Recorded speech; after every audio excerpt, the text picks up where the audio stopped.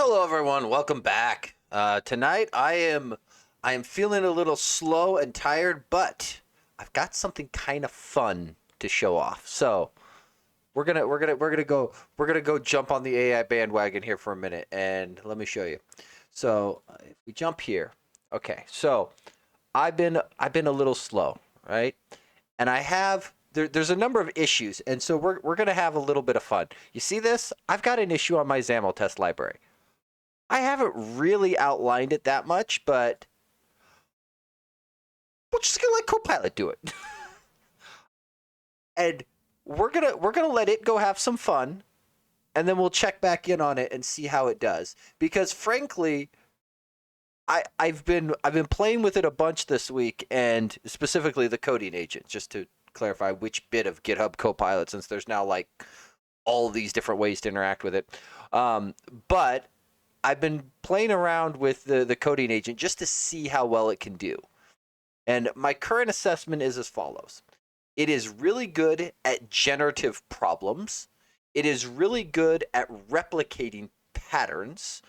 It is not great at debugging when debugging requires external influences on the code. So, for example, XAML test failures, it's really bad at because it doesn't have enough knowledge to do UI related things or to understand why something didn't work. So it just guesses and goes, well, this clearly wasn't right. It's like, well, I got that from reading the code. So it's bad when it requires interaction with it, and it's also somewhat bad when you start combining multiple third-party libraries. It, for whatever reason, my experience has been it falls apart. Even when those libraries are well documented, open source, publicly available, been around for a long time, it doesn't always it does not slap nearly as hard. So we're gonna let this guy go, and at some point, it's gonna go off and do its thing and approve workflows to run. We'll let it go have some fun. And we'll just check in on this and see how it goes. So you'll note it ends up going through and we'll see it build itself up a plan. And you can go through and look at everything that it's doing and what it's thinking, right? It's kind of just trial and error of going through and doing. But I think there's enough detail in here to let this thing go. So we're going to just let it go and see what happens and see what it can do. Okay. Meanwhile, we have a number of open PRs, and I think we're just going to try to get some of these in and merged, and then I'd like to button up the T-unit stuff once and for all. This one I was briefly looking at before, and I don't know that there's anything major in it. Wait a minute. Is it just me? Did it acknowledge that there was white space differences and show them? Because that's interesting. That's kind of cool. Okay, so it went from control trigger to style trigger. That's fine. And I just want to confirm because I overlooked there was a special margin set where no icon was set. Got it. Yeah, because this was the one that Joris was working on before. Yep. Okay, cool. So this looks good to me. We're going to let it come in. And this is one of those areas where it's like, Copilot can also do code reviews.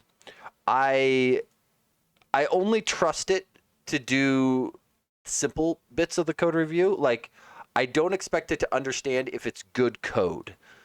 Like, I expect it to know, does it match the style of the library? Does it follow good syntactic stuff? Like, I get that bit of it. And let's see here. So this is 3814. So let's make sure this guy goes in here.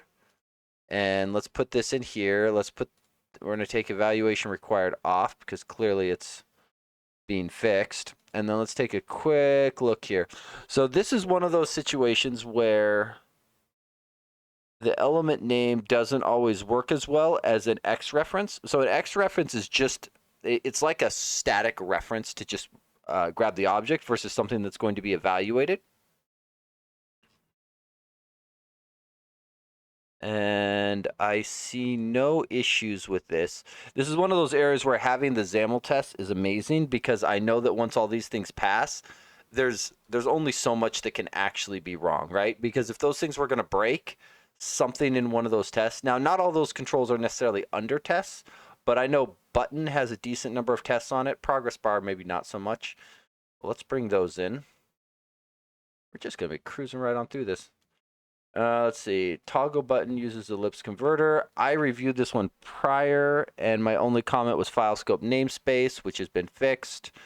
Great. So all of this is perfect because that's really all there is. And approve and run, and then enable auto merge, and we're just gonna burn these suckers down. I am gonna hold on the net 6 stuff, and I need to come back to the selected items one, but I think the T unit and MTP is gonna be higher priority for me. Pull this forward, and let me grab my T unit stuff. Now, this is an area of debate that I've been having with some colleagues recently. To rebase or to merge? And I will give my rationale. I am a rebase guy. So the idea is this, right? I've got this branch, T unit here, right? And we can see it connects up to the main branch here, but now the main branch is, gone walking right up along the top. And there's now problems with it because when we look here at my branch, we can see, oh, well, it's going to flag it here, right? There are merge conflicts that now need to be resolved. And so there's a couple ways to go through and handle these, right? You can either merge main back into your branch, or you can rebase your branch onto main, or in my case, master, right? And in my preference is to go through and do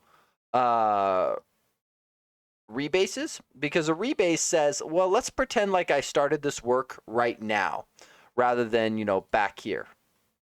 And then let's just replay my commits one at a time. Hey, Frozen, welcome. Good to have you. So we are going to, in my case, drag, drop, and then do a rebase and bring this thing forward. Because this will inevitably run into the conflicts. And then we're going to just take a quick gander here. So I think I want the newer XAML test, but I want all of the old or the newer XUnit stuff for my branch. That's fine. We'll take that, continue rebase. That should get through the first conflict. And then this is probably the decimal test. Okay, so this is numeric buttons, increase, decrease value. So we are going to take this side. It's not going to compile, but I need to convert these things over to T unit instead. So we're just going to bring those in. And then let's see here. This one was... So I think what we're going to do is we're going to bring in this assert and then these two asserts after it. Again, it's not going to compile, but that's okay because it'll give us an easy place to go through and look. And then let's see, what do we run into here? More decimal up-down tests. And I think I once again want to take this side and then this side. And you'll note, like, I've had to resolve this conflict twice, and some people, this is their argument against rebase, going, well, it's clearly wrong. You had to resolve it twice. It's like, well, no. It's because it, once again, doesn't know how to handle the conflict because I touched it in multiple commits. One way around this that I will occasionally do is I will squash my commits altogether so that I don't deal with them multiple times. Let's see here. So now on this commit, I want to take the newer XAML test, but nothing else, because in this commit, I dropped all the XUnit packages because we can see that they're gone on my TUnit branch here. All right, so we'll just bring that one. And then in my opinion, I end up in a much cleaner state. Okay, so let's pop our Visual Studio open. We're going to have a few things to look on. Let's check in on Copilot and see, how did Copilot do? Copilot's done. This is just so stupid. This is so stupid.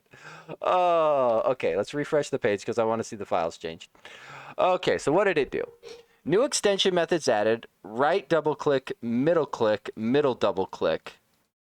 Interesting that it decided that we needed a middle click in here. It's probably not wrong. Enhanced test coverage. Great. I'm terrified. Let's go look. I am terrified, Copilot. Okay. So let's see. This is under the mouse input tests. It added get double click time. How many assertions can it do? Interesting. Okay, so greater than 0. Okay, Copilot, you don't need this. Okay, so 1, this is kind of stupid. You do not need to assert that you're greater than 0 followed by a greater than or equal to 100. That's just dumb. Technically, there's greater than assertions, but I'm not going to waste my time commenting on here. Let's see. Can double click on button. I think this is just a bad diff because that looks like it's identical from the left. I think GitHub is just, I don't know why it's confused on why that's there. Maybe there's a line ending change or similar. Can right click or right double click on button. So it took the same test and went through and added right double click. Can middle click on button. Okay, I mean, those tests look fine to me. So that's good. Let's see, visual element mixin. So this is adding in the relevant methods. So right click, right double click.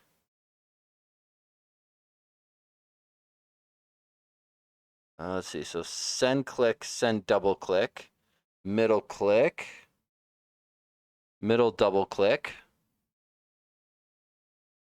Does this actually work? Where's the implementation? Is this just, was that all that was needed? I mean, so I guess if the test pass, finish a review, we'll submit comments and it'll go through and push again. If these pass, if this passes, we'll just merge it.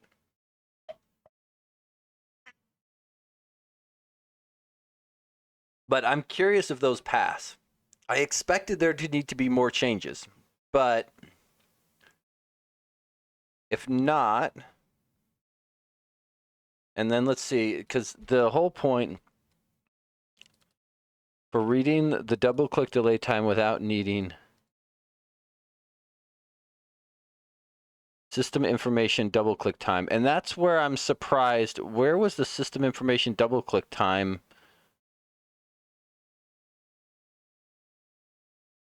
It's like they're, because it wrote this entire test.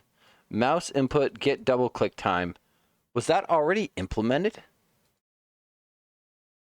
I mean, it didn't add code for it, so we're gonna let it go, and we're gonna see what happens. If the build fails, it will go back and try it. So we're gonna let it. I'm just surprised. It feels like there was more APIs it needed, but what do I know? I'm only a developer. Okay.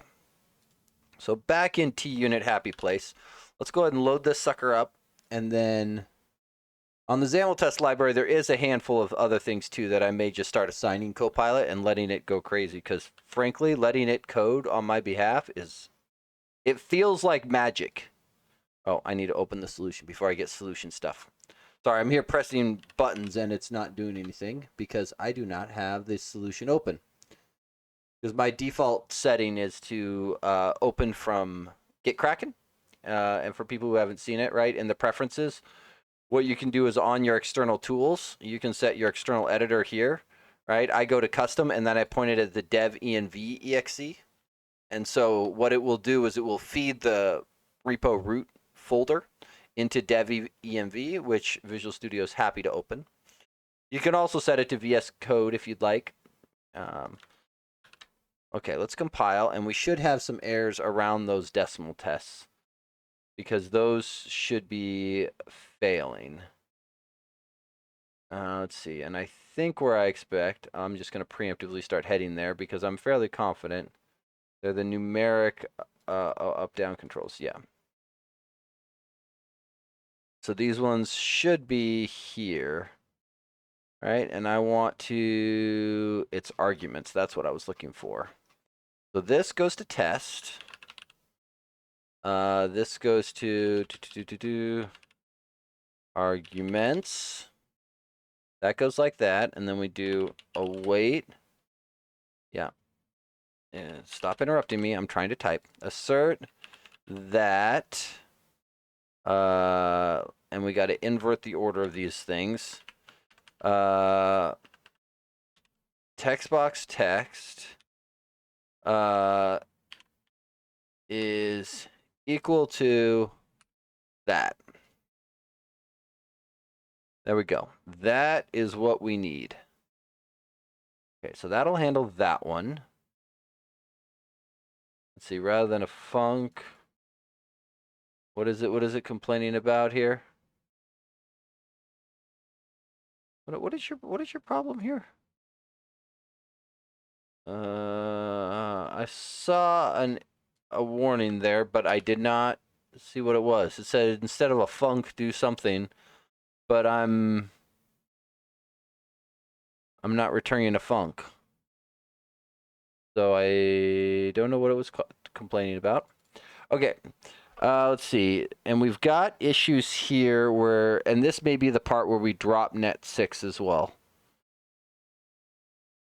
Because I've now got libraries that I'm dependent upon that don't support net 6, and this is a problem.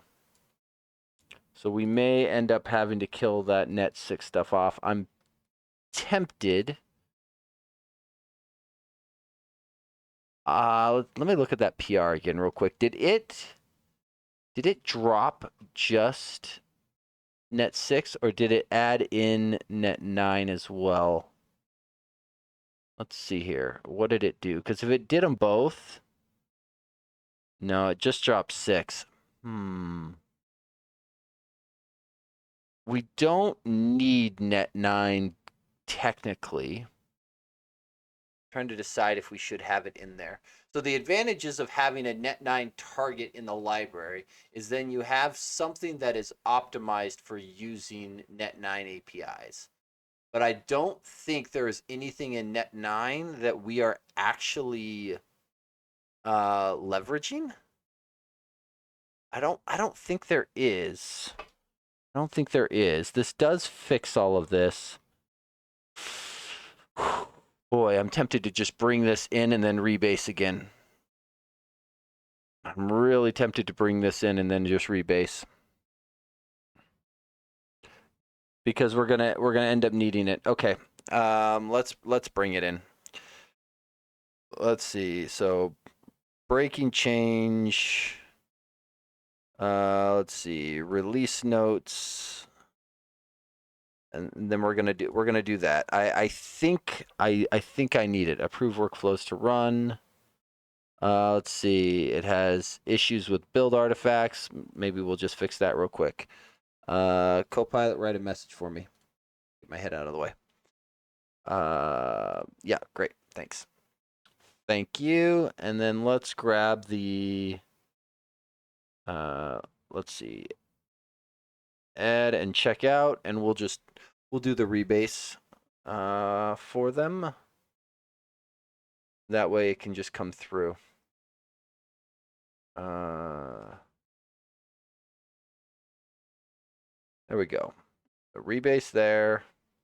Show me the conflict. Build artifacts. Because we brought in 6, 8, 9. I think what we want to do is this 8, 9. Because we're using 9 as a runtime, but we may not need it in the entire library. Let's save that. Continue rebase. And I just want to check it real quick. So that just dropped 6 out of that lineup. I'm trying to remember what we revved to 9 on why we needed it. Just want to make sure it doesn't drop anything beyond what I think it should. And I'm somewhat tempted to make the demo apps run on 9. Because sometimes people get questioning like, oh, does this not support net 9 or something? It's like, no, it does. You can reference a library that only has net 8 in its NuGet package. You just can't go older than that. Okay, so we're gonna do that and let that thing go, and then we will pick it up here as soon as that thing finishes its rebase. Okay, so that gets me to there, and then let's check out what was my failure before, because we ran into problems.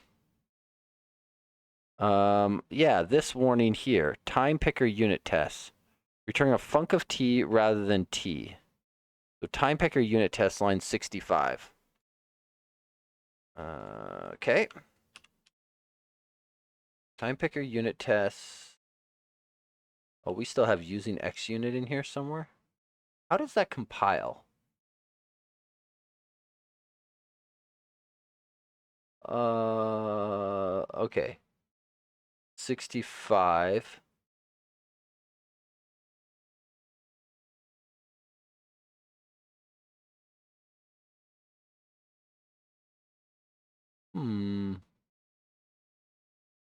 Interesting. Maybe I'm missing something here. That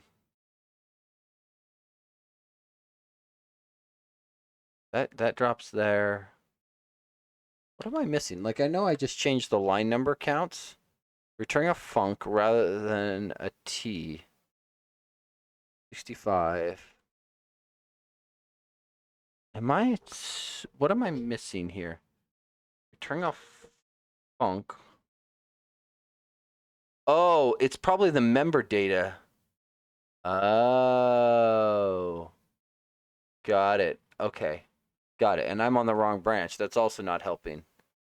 Got it. That's how that compiles. Okay. Discard those changes. Go back to the T unit side. Okay. Okay. World makes sense again. World makes sense again. So it's this member data source. It wants a func rather than a T. So let's look up the T unit member data source. I think that's the key of where this warning is coming from. Yeah, so returning a func of T ensures that each test gets a fresh object. Okay, if you return a reference to the same object, tests may interfere with each other. Got it. So when you do a member data source, it really wants this thing to be a func so that it can invoke multiple things rather than just this. I'm a little surprised because it could make this into a func if it wanted to. Huh. I wonder why they don't just do that internally. Okay. So, but that's the problem, is it sees this method as returning a single instance rather than a func of this. I wonder, can I wrap this up and do something fancier? Because it feels like something I could wrap up and do dynamically, but maybe I just shouldn't. Maybe I shouldn't. That's probably a bad idea. Okay, so where are you referenced from? Why are you public? Let's start with that. Okay, you. Okay, so here's what we're going to do. We are going to go with private, and then we're going to go with public func of insert big ugly func of IEnumerable of tuple. Let's see. So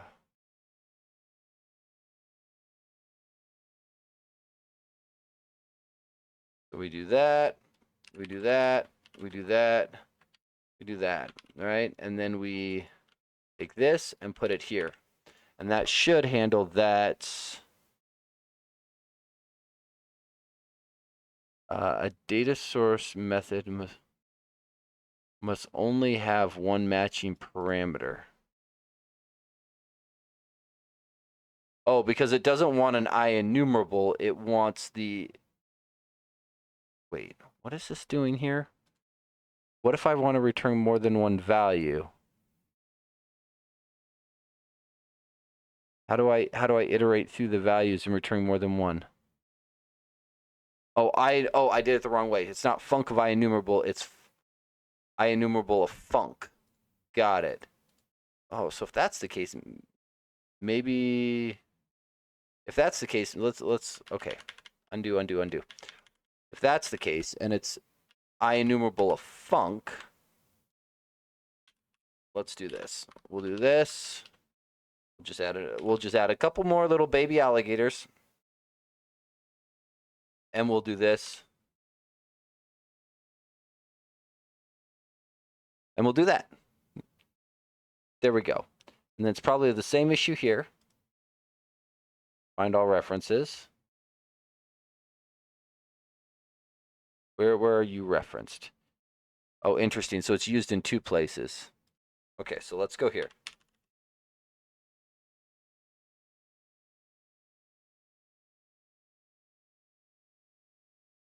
Okay, so func of...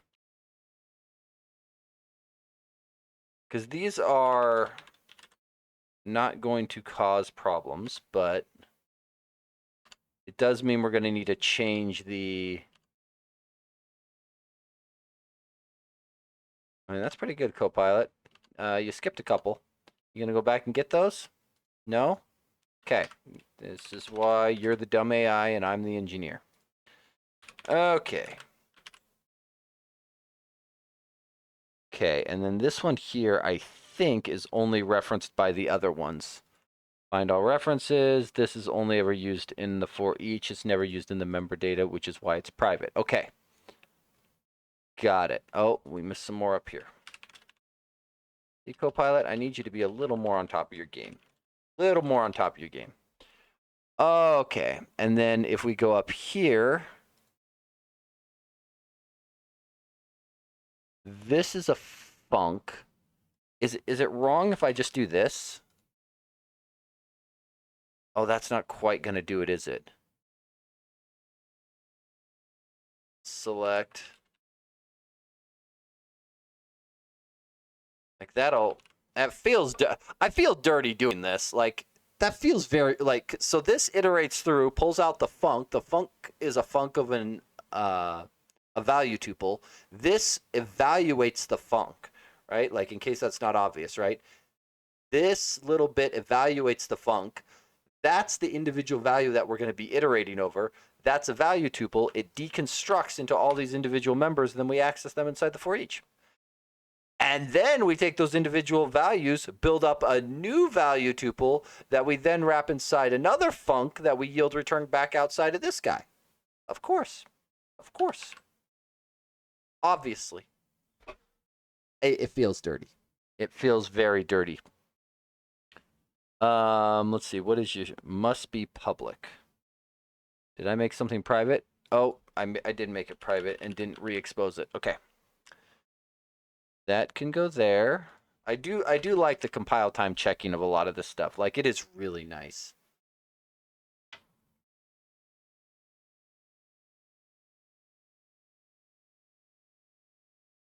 Okay. Let's see. That's fixed? There's no argument.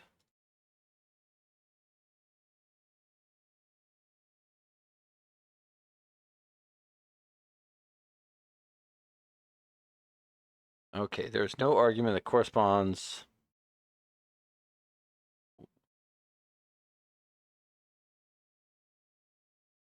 There's no argument corresponds to format. Displays expected time. Format. Did I miss something?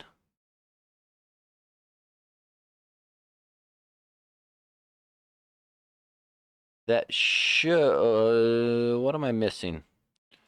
What am I missing? Additional test data. All right, so this thing really wants a record, and I'm somewhat tempted to give it a record here in a moment just to make my life simpler. Add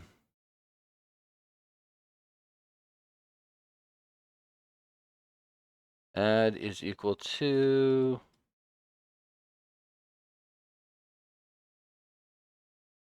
additional test data. That's all fine. So I'm noticing the test is taking in an individual value rather than, oh. Before, it was effectively deconstructing into all of this data, and now it is not.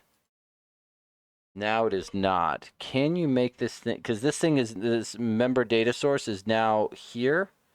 Does it flatten out to individual values? Oh, it should. Int, int, int. IEnumerable func of int, int, int. Do I not have get expected test data?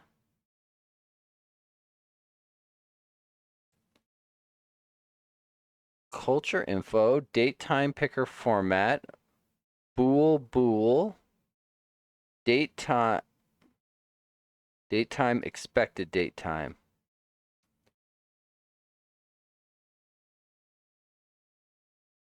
Date time nullable expected date time. Hold up. Hold up. Wait a minute. Is that the issue? Those don't match. And a question mark on the end of date time is not the same because date time is a value type, and so a question mark on it means it becomes a nullable of t, where t is date time. Okay, so let's check this one. Is this one got the same issue? Does. So that goes there. And those all go there. Okay, I don't know where those question marks came into play. I'd like to blame Copilot, but I'm also very acutely aware that they could have just been hidden. Okay, so let's see here. Those ones went there. Where's that PR at? View pull request. Still pending. Still pending. Oh, look. This thing failed to build. What a shock. What did it fail on? So the failed tests. This may be one of those errors where we have to go in and fix the failing test. There's still, like, we got it to the point last week that XAML test was going reasonably well, but there still could be some attempts that are not playing nice. So, okay, we'll come back to this one here in just a moment. Because I think these time picker ones are the only ones here biting this. Okay, so these all ran. I'm going to rebuild and see if there's anything else that's biting me. I'm tempted to just cherry pick this commit in. In fact, I might just do that. Let's see. Izzy! Don't blame Copilot. You'll be one of the first to go in the AA Overlords takeover. You know, you are actually not the first person to tell me that. Oh, dear heavens. But then it does something like this. No, this is Gemini, so that we can blame.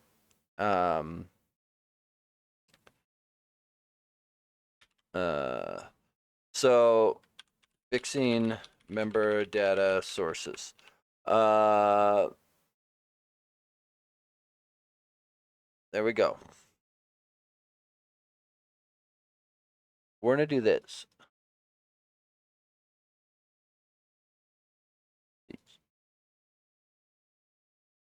Let's cherry pick this guy across. And now I think I shouldn't have any more build warnings at all inside of here. This should just work.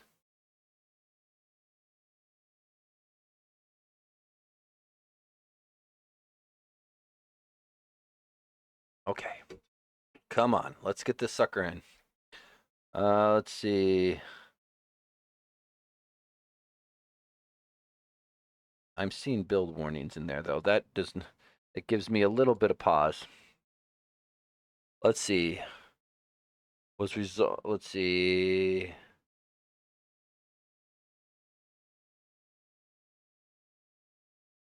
Ma app straggle demo. Oh. let's take a look at this. What are you set up as? 472. This one didn't get dropped. We're gonna drop that too.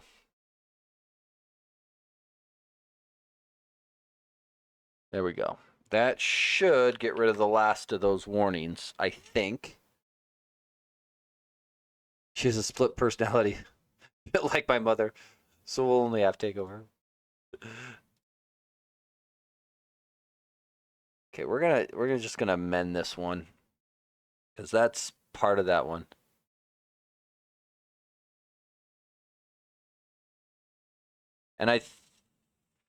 And do I go and fix the other one real quick? I think we do. Let's jump and fix it since I now know it's missing on that other commit.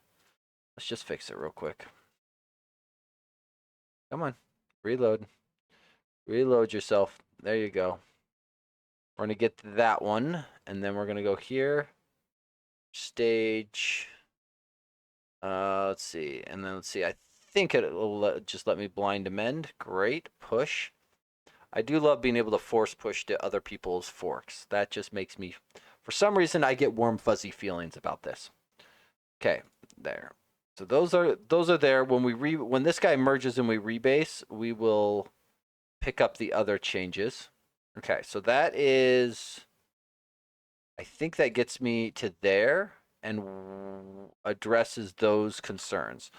Okay, so we're going to do one more rebase while we're here, while it's easy, because we're only picking up 2 extra commits, so it should just work. And then we're going to send this and let that thing go, and then we'll go check in on how my minion is doing on the other repo. And see about trying to address some of those tests. Okay, so force push that, and we're going to let that should kick a new build off over here. Let's see here, and then this one we can delete workflow run. Yeah, and then this one we can allow because I pushed it. So force pushing Canberra seen as sneaky. Hey, look, I got it right the first time. Exactly. I see no mistake. Yeah. Yeah, and there is definitely a time where force pushing definitely comes across as sneaky. Though, for a lot of my projects, if you're doing it on your own feature branches, like feature branches for most of my teams are kind of seen as that's your area, like that's your current workspace. And so do whatever you want in your workspace. Now, there is one repo that I was working on earlier this week where like main isn't protected and I may or may not have force pushed. And a lot of times it was done to correct some accidental mistakes that may have been force pushed prior. Hypothetically. Okay, so let's go back here. So we have all of these here that are like, for example, this one should not have been problematic. The fact that this thing failed a test is kind of stupid.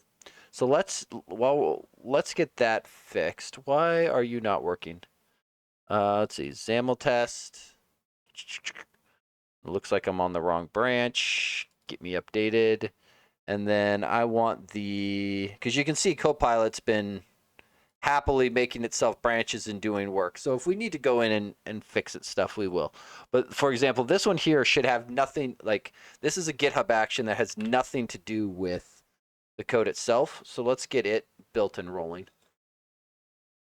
Because I really, really, really, really, really hate flaky tests. They are the bane of my existence. Hello? Anytime you want to load this up properly for me, it'd be great. Failed. Okay, so this guy here. So more importantly, the test passed on net 8, but failed on net 9. Let's see. I do it, force pushing on my feature branch to keep changes together that relate to the last commit message. Otherwise, commit messages become hard, like nomenclature and naming functions. You are right, Izzy. You are right. Um, let's see here. I want to do here. So we're gonna download the logs, and then we're gonna pop these suckers open. And I would like net 8 passed. Why are there so many logs from net 8? Interesting. Surprised that there's logs from net 8. And frankly, it looks like it grabbed the same logs. That's not overly helpful. We might need to clean up that logging. And more importantly, what I'm noticing is there's no screenshots in any of these, which means the test in question did not capture a screenshot. So step one is we're going to go fix that. Let's see here. We should probably look at what test it was. Can move cursor position to absolute position. Okay, so let's go here. Oh, we got to actually open the solution before we get navigation stuff.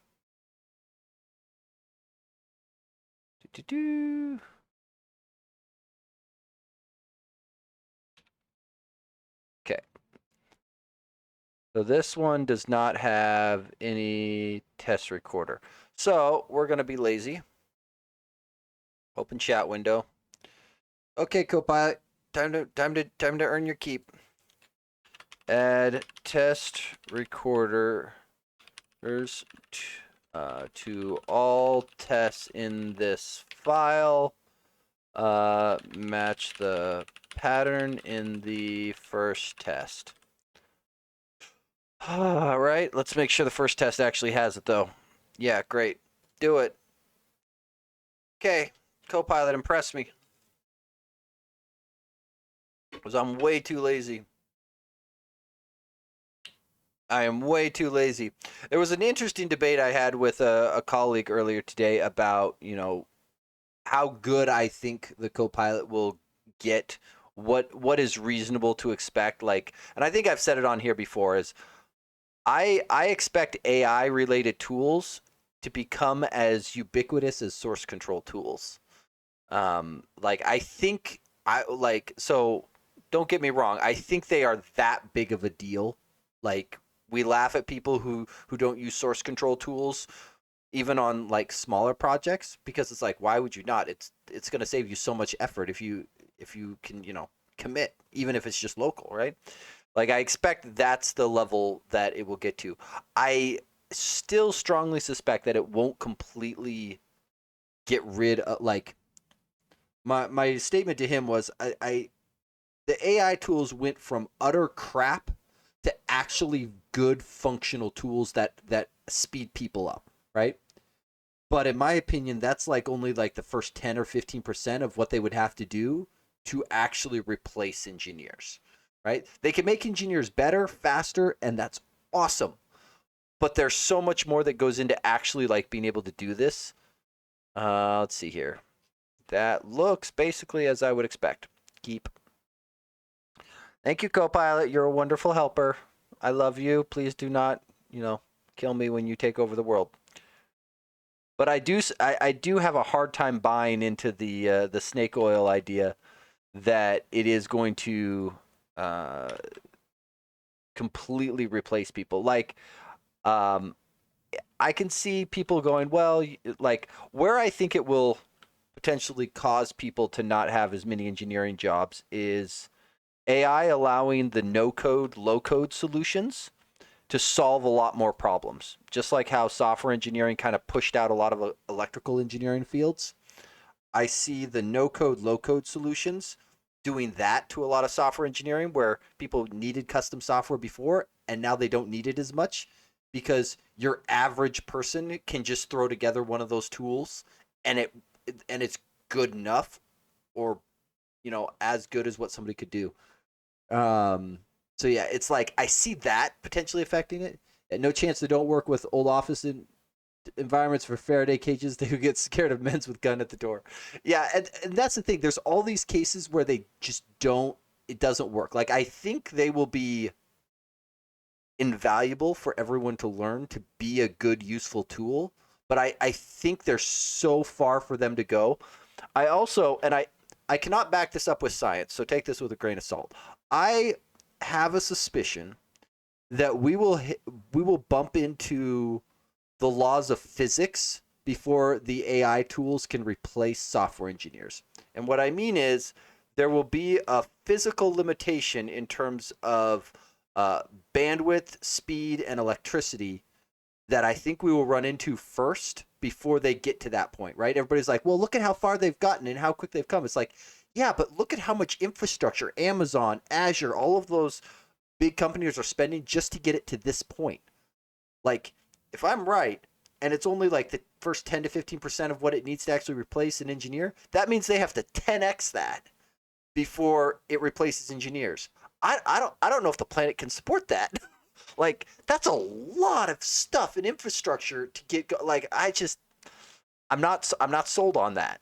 I'm not sold. Like I said, I think what's more likely to affect software engineering jobs is the low code, no code AI enabled solutions, causing people to not reach for a software engineer when they can just do that instead.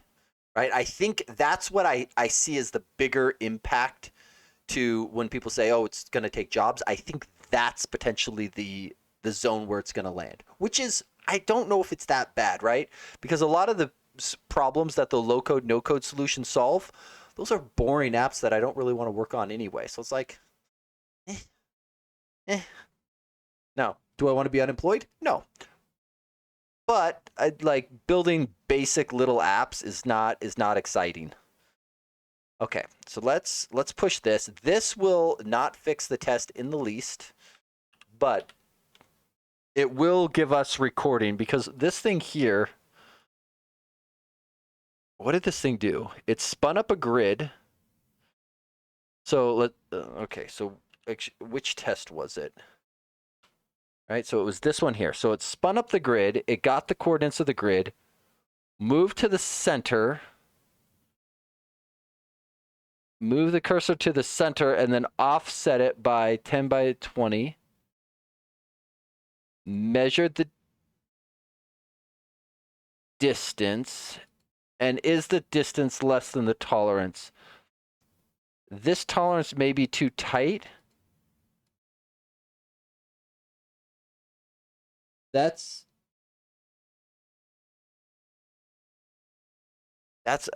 wondering if this tolerance is too tight. That's why biochips are being developed. Only problem is training them is like having a baby. They're fully trained after about 30 years. Once they're through their rebellious teens and then gained experience in giving the right answers. Yeah, almost like a real human. Okay, I think what I want is this test recorder because that's what's going to tell me if this tolerance is too far off. Because I don't know that the assertion. Let's see. Assert true failed, and that's the problem. Is this assert true? I feel like what I want to do is, let's see, something along the lines of distance, about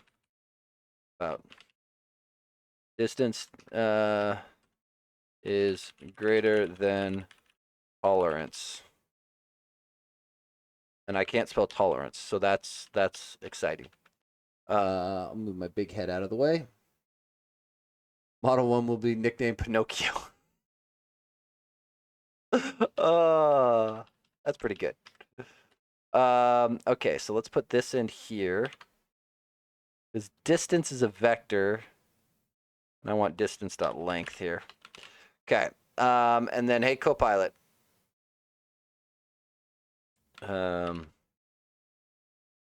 Let's see. Update all of myself out of the way again. Freak. Update all of the asserts in this file that are checking for distance to include the following error message. Or checking for distance to include an error message showing the distance. It should look similar to this. Doo-doo-doo. Go, go, go.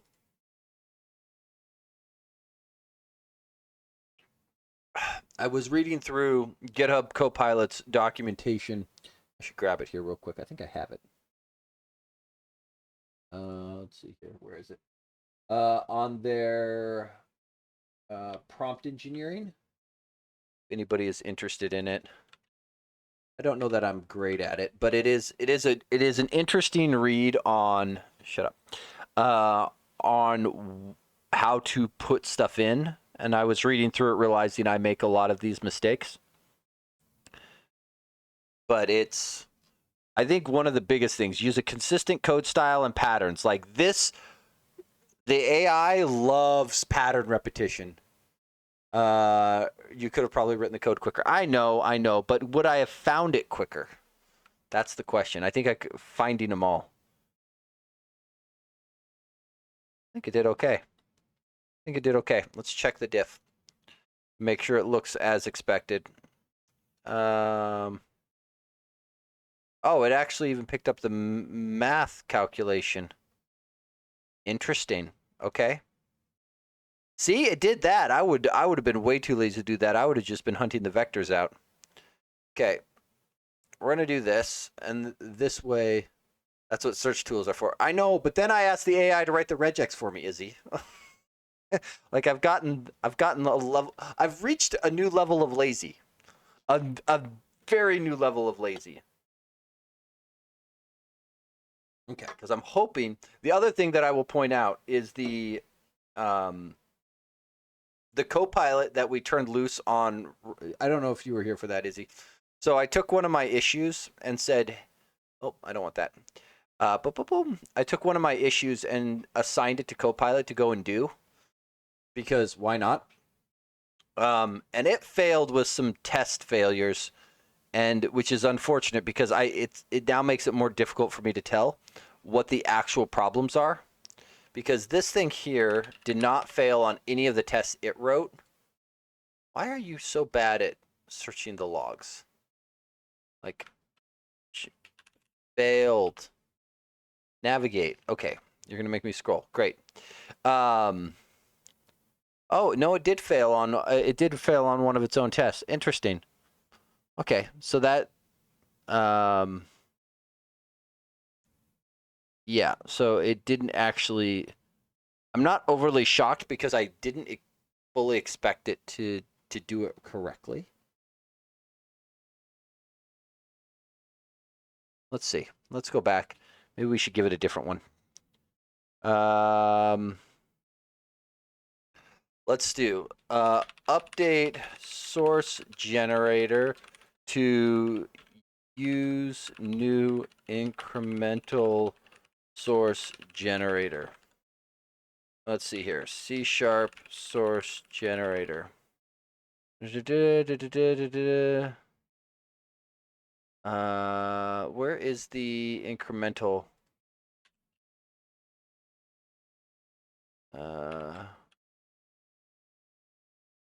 Source generator, yeah. You know what? I wonder if it can even do this. It'd be cool if it could, because I was contemplating trying to figure out how to do it. Is this one small enough to where it could figure it out? Maybe. Possibly. Let's see. Let's update the XAML test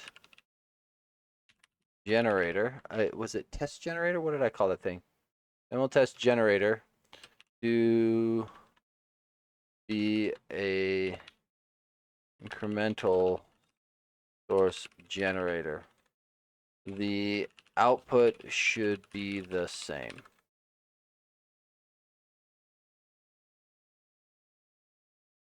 Okay, we're gonna see what it does. We're gonna see what it does. Because frankly, it can't be any worse than some of the other stuff it's dealing with. Okay, so it's gonna go off and think and consider its life and similar things. But I want to see, like, I'd like to see this thing pass because there's no reason this shouldn't. I feel bad that we haven't actually fixed anything, but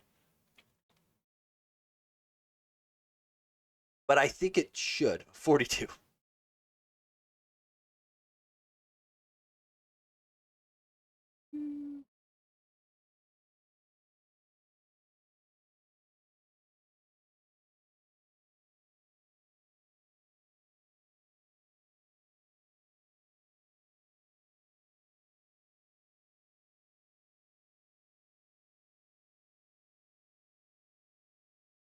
Okay, sorry. Checking notifications. Okay, so that guy's going. How? And you are now running.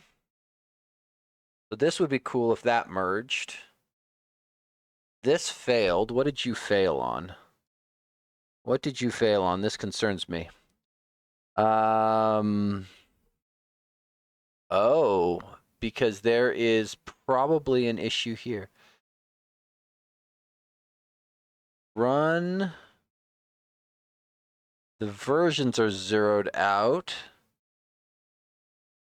Could not find part of the path. Oh, so this guy here. Oh, my build NuGet script needs updating. Okay, so let's go here, here, here. Go here. We're going to rebase it while we're in here. Rebase, and then great. And then we need to go through and fix the build NuGet script that is leveraging net 6.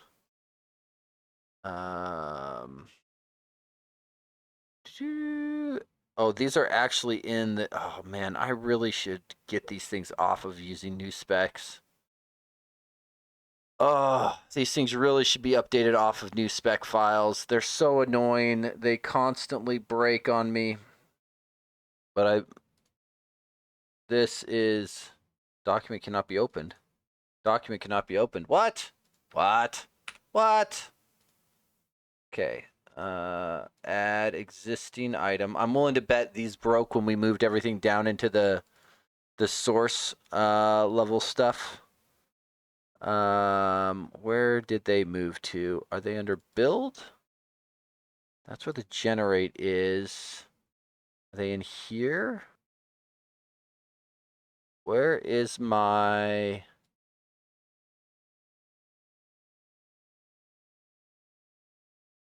let's see. Where exactly are you? Source inside of the project. Okay. Add... Oh, if they're inside of the project, doesn't that mean I can just go here and do this? Yeah. Yeah. Okay. So this is just a deletion there.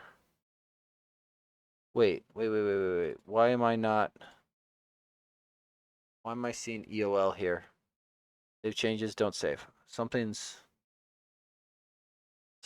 off. Why do I still see net 6 in here? Oh, we didn't drop it out of this project. Oh, wait, there's another one. Another one. Okay, so that goes like that. Get those things out of there. Go in here, and then this guy should also have new spec, and this we also want to get rid of net 6, and we want to get rid of net 6 as a target. This is why I would like to do, because you can gen these things from the CS proj. I just never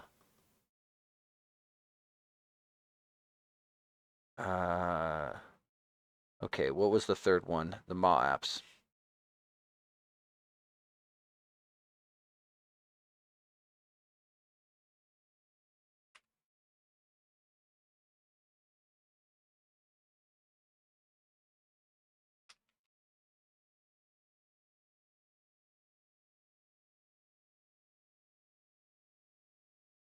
Okay. There we go. Okay, bum. Drops it there. Drops it out of there. Drops it out of there. And this is why I have this script running as part of the build process, because the number of because I've gotten bit by this before. Yeah, sure. Push that. Force push, force push. That should get that moving. Okay, that'll unblock that. It means my T unit 1 is guaranteed failure now. But where does it fail is the question. Because if it gets all the way down to that NuGet stuff, we'll just wait and rebase. No, it failed on a test. Okay. Okay, so we've got a number of failing tests here to address, which is not unexpected. Let's hunt. What are you doing? Why has my browser lost its mind? Oh. Okay.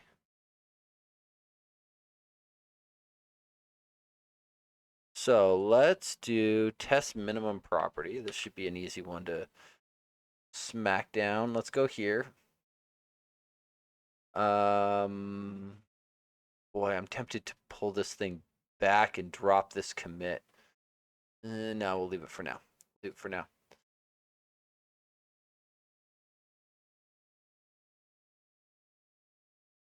Okay, go there. Okay, well, we'll deal with that in a minute. Okay, so this one here is failing. And it failed because it says it wants the test element may be null here.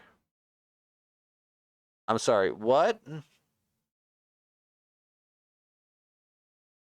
The thing that's being allocated, that feel... I may be an idiot, but I don't think it can be null right there. Okay, so run test. Test run aborted. Why is test run being aborted? I wonder, we probably... Visual Studio sometimes loses its mind when you start switching branches where frameworks and core bits are changed out from under it. It just kind of goes, I'm scared. I don't know what you're doing to me. It hurts. Okay. So this now got that. So unfortunately, the test did not fail in the way that it did before, despite us not fixing anything. But maybe adding the test recorder got it passed. So we can now get this guy to merge. So that's good for what it's worth. That's, or I should say it's better. Okay. You are still working. I mean, Copilot came up with a reasonable plan for bumping up to incremental source generators. I will let it run workflows. In retrospect, I probably should have reviewed what it wanted to run, but you know, little details. Oh, it didn't show any files changed yet. So it just wants to compile main to figure out what's going on. Okay. Copilot, impress me. If you make this work, I will be shocked beyond belief. This will blow my freaking mind if you can do this. And I've got a few other source generators at that point to turn you loose on. So if you can even get 60%, I'll be impressed. Because this one can't rev because of that issue. This one, Dependabot is rebasing this PR. Good. Because this one I think should work once it rebases. Let's see here. Prove and run. I got a bunch of these things to approve now. Prove and run. Boy, vey, we are going to be burning build minutes today. I did start down the path. I have a pipe dream. So it is very annoying, the cost of runners on both GitHub and DevOps. And conveniently, Microsoft has self-host GitHub action runners, right? Microsoft has done fairly good docs on doing self-hosted runners. As far as I can tell, though, very few people have attempted to completely script the process, because I have a desire to be able to say, I want self-hosted runners manifest, right? And I need a few knobs and switches to control it, right? Like, I need to be able to say, is this a Linux versus a Windows agent, right? I need to be able to tell it, okay, here's my Azure subscription, here's the name of the resource group I want you to deploy into, here's my access token, right? Like, I need to be able to feed in a handful of things for it to get it there and going. But then I kind of just want it scripted to be done with, right? I don't want to. I don't want to think real hard at that point, and I want it to spin up Azure Container Apps, give me the knobs and dials, so that I can have as many self-hosted runners as I'm willing to pay for in Azure, because they are cheap in Azure. The compute time to run them in Azure is cheap compared to what you pay GitHub and Azure DevOps for. But you also take on the responsibility of managing them.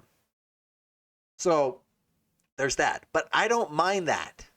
I really don't. And I don't mind it if there's some sort of, like, I started my repo, like, I want a base Docker file, and my goal is to actually make it a GitHub template repo, so that, because I anticipate that different projects I'm going to want to tweak, like, what's in my base agent and whatnot. So I want to be able to have a template repo that I can go, new template repo, spin the stuff up, right? Run my scripts to get it up and going, and then maybe configure my base image so that I have the right tools that I need, and then be done, right? Ideally, the thing comes with Dependabot so that it auto updates the dependencies inside that base image and all of this stuff, and it just works. Like, that would be my ideal. So I've been slowly poking at that. I will attempt to make it so. Okay. Let's see. So that Copilot one failed. Great. But that means it's doing something and hopefully learning something. What did it do? What did it do? Wait. It said the word both. Back up. Back up, Copilot. What did you do? Update XAML test gen. I told you to do one, darn it. I told you to do one.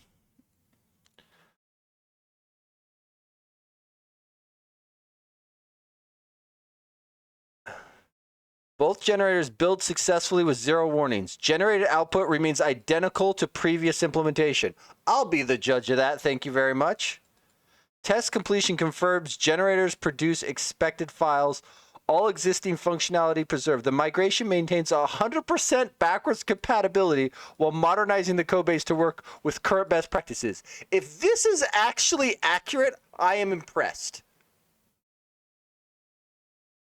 Copilot, if you did this, and it is as you expect, I am impressed.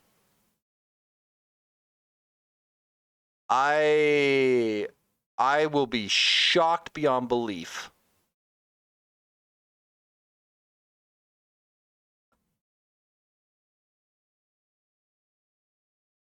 I don't know that it's actually, like, if I remember right, this structure is actually a bit off, but I think that's an artifact of how I originally wrote it, not the Copilot implementation. Okay, so here's the test, right?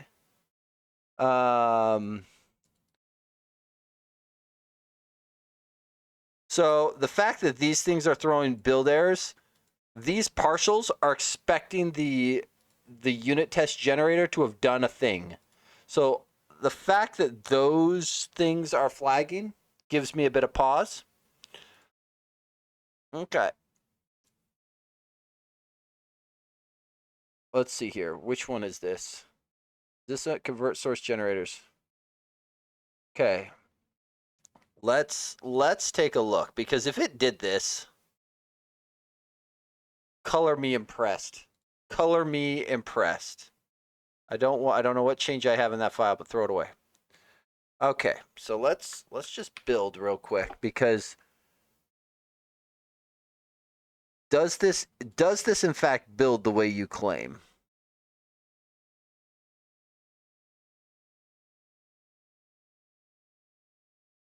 No defining declaration. So the partials are failing.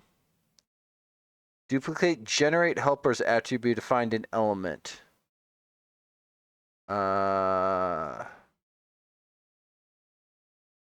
So generate helpers attribute got duplicated. Did you? What?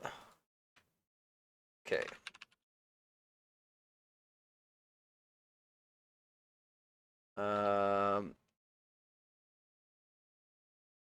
So it claims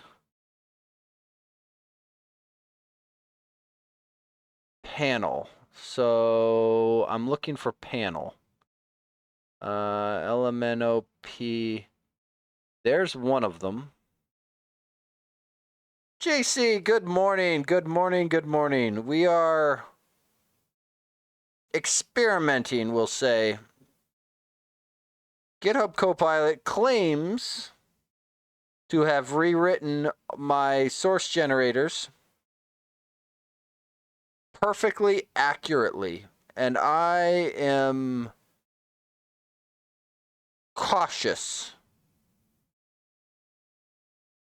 I am wondering if this error is more indicative of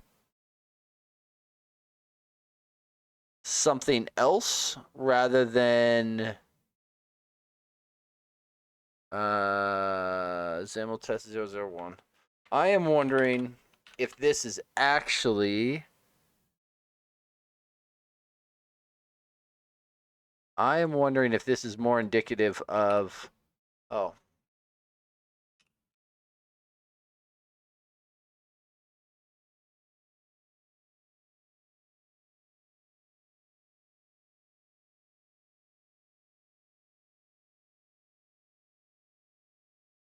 Okay. So that is all fine. But this guy here gets fired where? Because this is this is one of the things that just got changed. So I'm immediately suspect of where this thing got implemented.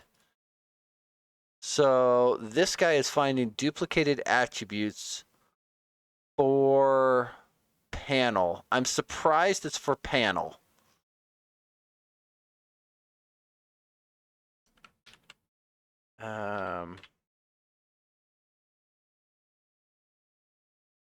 I'm surprised. I'm I'm confused now on top of this. Let's see here. Get semantics for generation. Great. And does all the things, builds the things, does the stuff, has some fun. And it goes in here, looks for types, finds the valid types, groups them by their full name, and then it comes up with a duplicate on panel. I'm kind of wondering if duplicated attributes key. I'm kind of wondering if I should. I'm wondering if it's more than panel, and panel just happens to be the first one it's running into. Like if I do this, does it switch from panel to something else?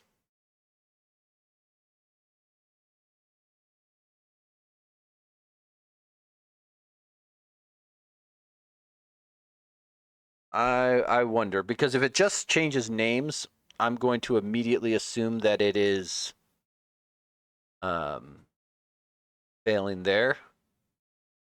Okay, let's go back here, and I want to run tests on this.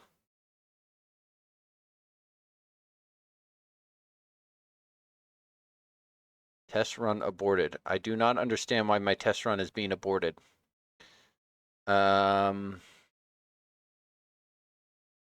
Okay, where is this? Material design WPF test. Sorry, I realize I am bouncing around a lot.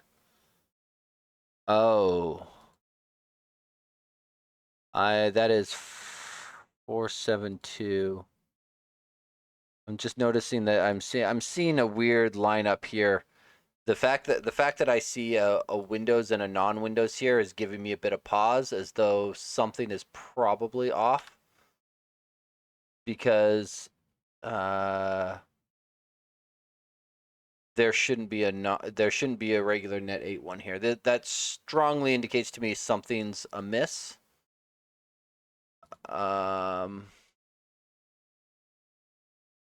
Okay, so let's go with button progress is systests, because really this is what we're after, right? Oh, sorry, there was a small flying insect near me, and it is no longer in existence. Why are you really unhappy about running tests? That doesn't give me, does not give me warm fuzzy feelings. This gives me unhappy, scary, messed up the world feelings. We have Microsoft testing platform .NET test. This should just be working. Why work Visual Studio and I don't. There's a number of things that could be happening. If this doesn't run, like clearly they run on the command line, so if this doesn't fire, we will go and bounce into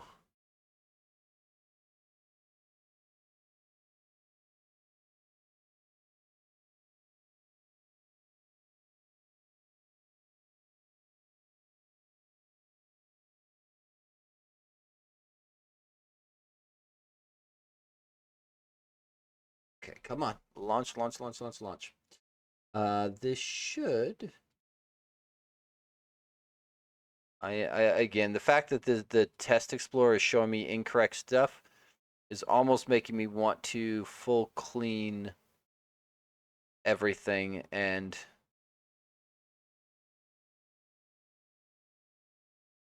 there, that makes me feel a little better.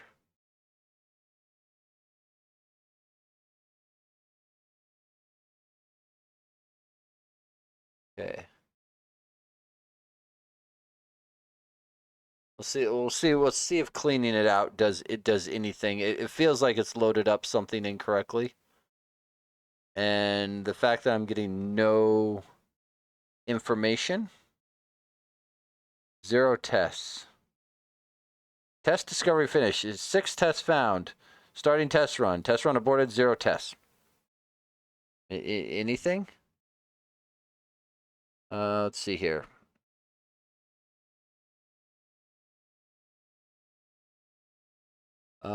Console does seem to work sometimes and Test Explorer doesn't. Yeah, there we go. Okay.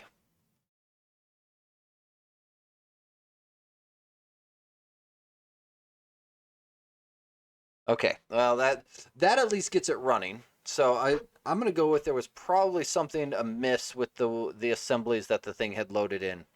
Sometimes running a .NET clean will kick some of the Visual Studio processes in gear to realize that they need to dump whatever they've cached and reload. Git clean will also do that. You just got to be careful not to shoot yourself in the foot with it. Okay. My Mountain Dew has ice inside of it. I think my fridge might be running a bit cold. If it has managed to freeze Mountain Dew, I might need to go dial that sucker down here in a moment. Okay.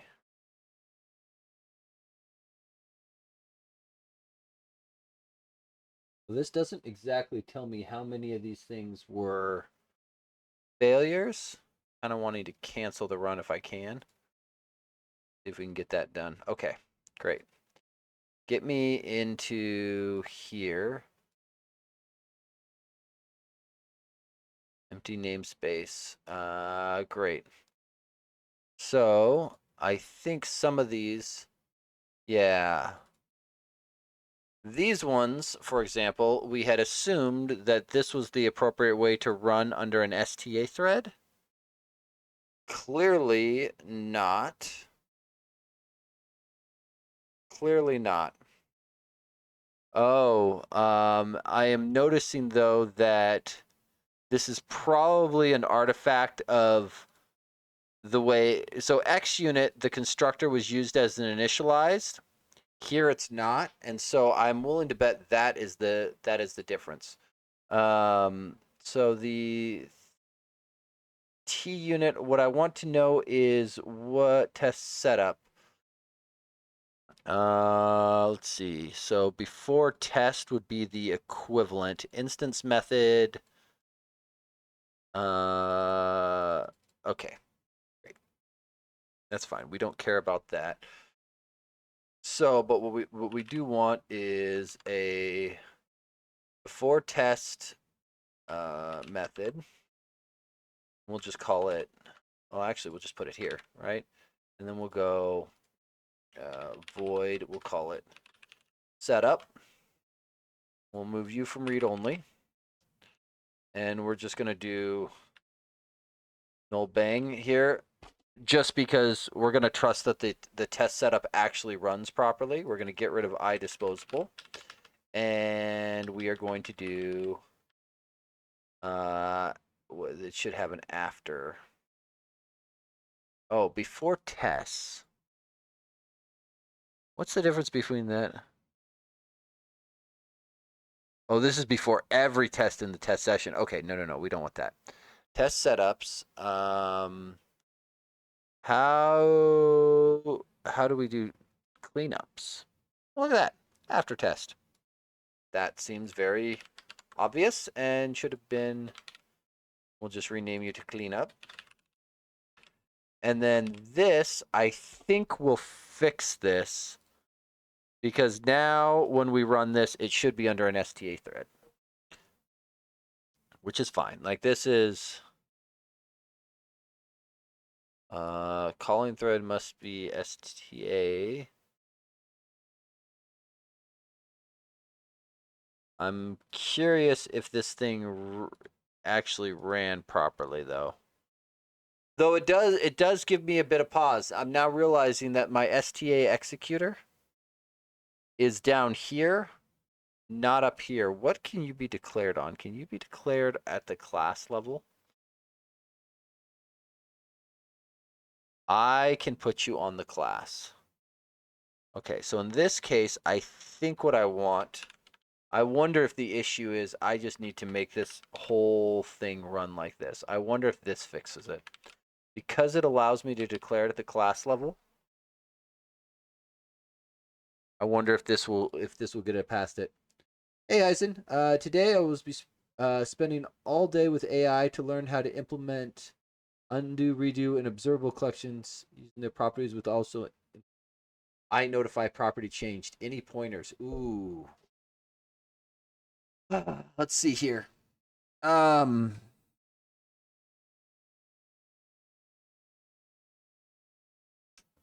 Not a whole lot. The undo redo functionality is always interesting because you have to maintain a stack. I'd be curious. Yeah. I don't know that I necessarily have a lot of pointers to be able to do. Every time I've had to do undo redo functionality, it's always been very specific to an application. Like it's one of those things that feels like it should be genericized, but I've never been able to genericize it. There's always enough there that's specific to the application or domain in question that it's really, really hard, right? Um, like you can get away with it with text fields and similar in like word processing things because that's kind of obvious. But then you start thinking about how many things that has to keep track of in its undo buffer, and it starts getting really, really hard. The one thing I have been able to do in most cases is genericize um, the act of doing undo or redo, where you effectively queue up a delegate that represents the do the thing and a delegate that represents undo the thing. And you put those two delegates into a class or similar, and then you store that on your buffer. That way, as you walk forward, you effectively have a do the thing delegate, and when you undo, you have an undo the thing delegate. You'd never have confidence completely that one delegate is the actual inverse of the other, which is what you want. Like you almost need unit testing for that, but it's not always trivial to know exact, because sometimes one thing may trigger downstream changes and it's not obvious, right? So there's weird stuff of that nature that starts to bite really hard, but I think that's probably the easiest way I would do it. It's effectively how, or not effectively, it's not too unlike how Entity Framework does their database migrations. Like they generate compile time, right? So there's, but they have an up method and a down method, effectively a redo and an undo method.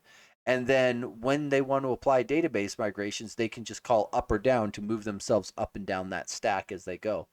The other thing to be aware of is as you, like if you go undo, undo, undo, redo, most applications, what that does is those first things that you undo are lost forever, right? You can't back up, because as soon as you do a thing, you've now started a new branch effectively, and so you can't get back to the other thing. And I've seen some cases where apps don't like that. They're like, well, no, when I redo, I want to be in the middle, and it gets weird, right?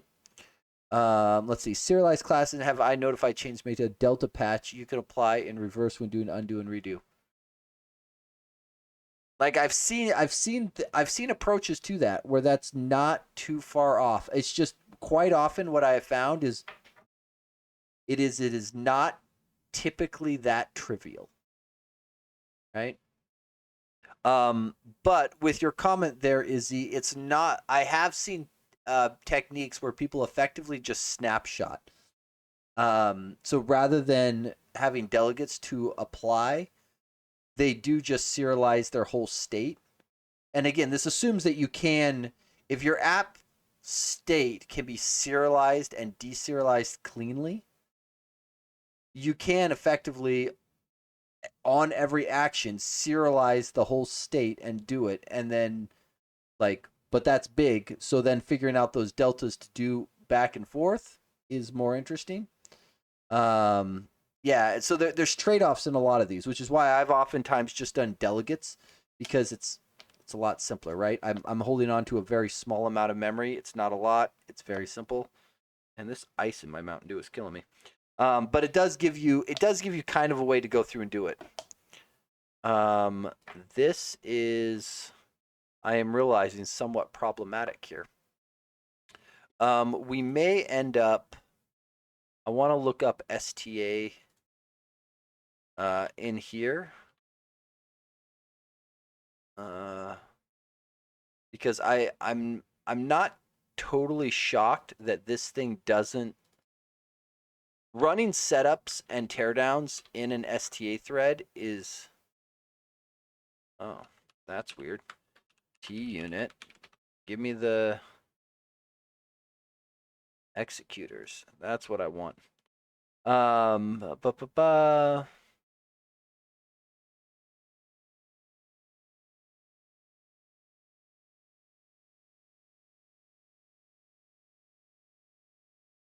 Yeah, the thing is this is the setup teardown. Have a good one, Izzy. Lots of watching Big Buck Bunny videos. Oh boy. Enjoy it. Enjoy it. If you need an alternate one, I don't know if you've seen Tears of Steel. This is another open source one that you can go and have fun with. So I got made fun of quite a bit from a prior project manager because that was my go-to test video for everything. There's just something about robot hands. So for anybody who hasn't seen it, go ahead and watch it. It's 6 minutes of your life. It's rather funny. It was basically built by Blender as a way of showing off what their system could do. It's so yeah, if you need something to give you a little bit more excitement, there's a lot of great little one-liners. Like it was kind of intended to be a little over the top sci-fi cheesy thing because it was show it off. Yeah, Tears of Steel. That is absolutely right, Izzy. So yeah, the link that I posted above, blender.org, because Blender put it out just again as kind of a demo of what Blender can do. So that's That's fun. Okay, so we're going to try something slightly different. I don't like this because I don't like what this is probably going to do to me.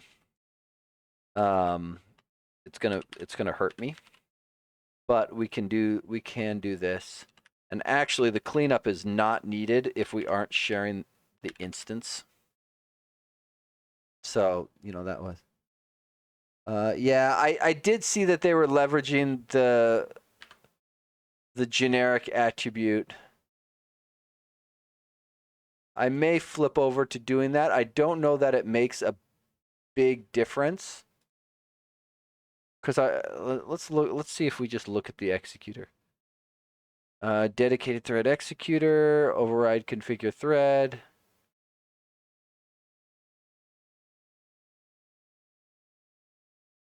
Let's see. So they create the thread. And I guess it depends on where in the call stack. If initialize is called as part of the thread, it should have it. You know what? Let's do one more thing here. If we do this, and let's go with the test executor, STA thread executor. Let's do that for the moment, and then I want a breakpoint here and breakpoint here. And I want to get rid of this, and I just want to look up my call stack and see where I come in from. Because if we are inside that other thread, I kind of hope that initialize would shell into this. But maybe I'm wrong. Debug. Okay, there we go. Call stack. Let's see. Anonymous function, blah, blah, blah. Hooks instance. It's generated all kinds of stuff. Instant hook method, execute async. Abstract executor, execute before. And this is, so what I'm noticing is the default executor is what's actually doing this, which again kind of makes sense. They would have to look at like the class to know that all of these things would need it.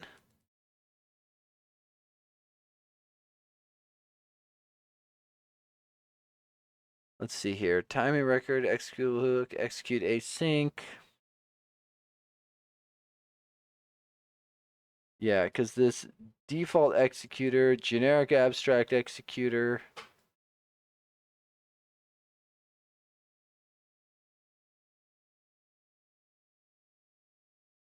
And this is where I'm not horribly surprised that we aren't coming in through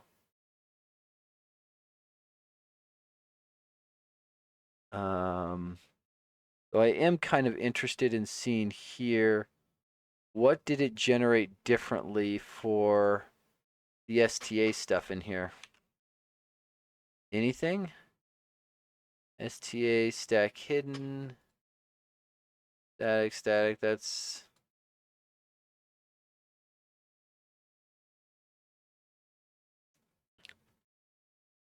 builds up all of the stuff, does the things, makes the stuff. Huzzah. It has the attributes there and the class attributes there. But at the end of the day, this guy is who executes. Async convert setup. Because what are we inside of here? Before test hooks. So this guy is, at least the way that's written, is guaranteed to fall into here. So it doesn't look like it matters what you decorate it with. Your setups and teardowns aren't going to be affected by this. Okay, so if that's the case, we get rid of this. We don't actually need this if we create a new instance every time. So we may just have to restructure these tests just a little bit.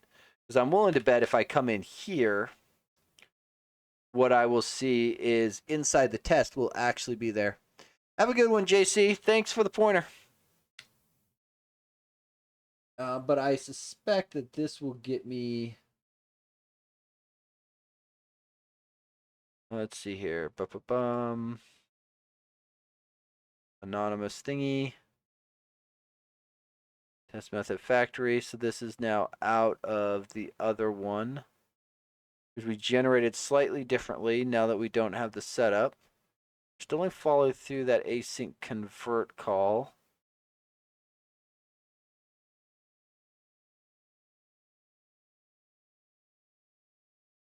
Now that I'm here, if I look at immediate window, thread, or I guess I have to go system threading thread where actually I have debug windows. Debug windows threads. Show me my thread. What is my current thread that I am on?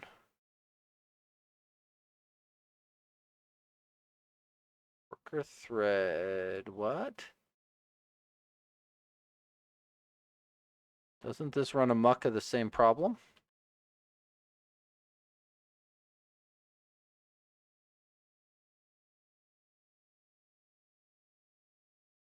Yeah, that absolutely ran amok of the same problem. Failed to apply template. I'm gonna just run it without debug for a moment. I would love to see failed to apply the template. Am I throwing that?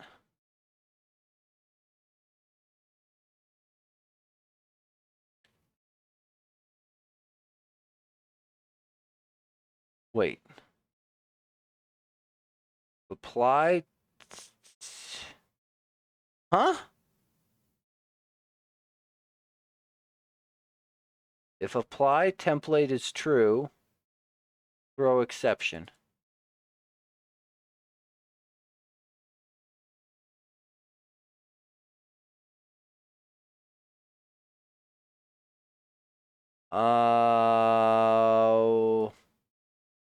Okay, something is not right in the world. Something is not right in the world. Why the heck did I do that? So that's clearly not correct. Let's see here. Let's go back to here. Right. We're gonna need to adjust you. I thought you were.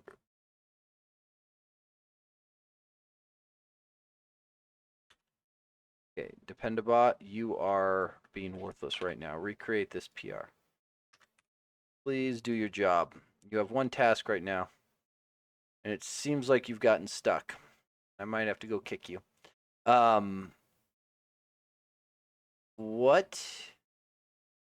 was this like before my T unit change? Because that feels like I made a mistake when I did this conversion.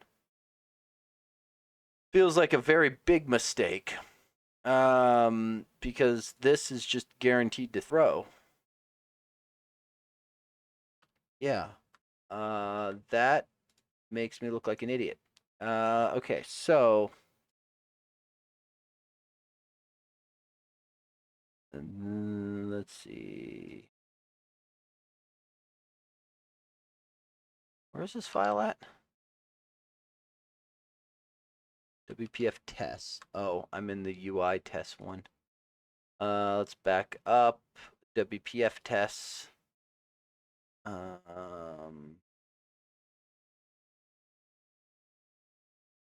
this is color tests. Boy, I'm really bad at this. This one. MDIX helper.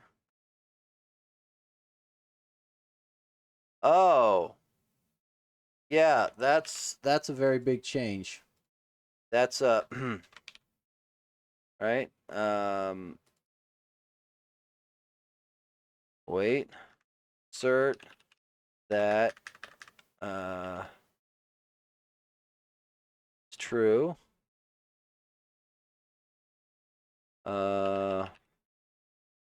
Because Right, and this was because I didn't want to make this guy async because it was going to change too many things. That's right. So, we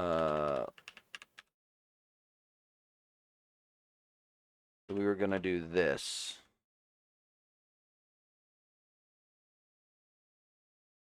And then we can do assert fail.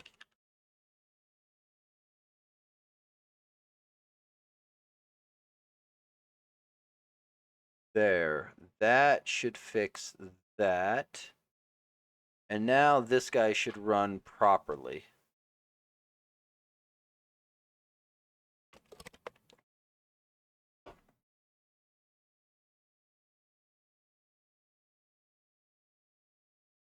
And I want to see this individual test.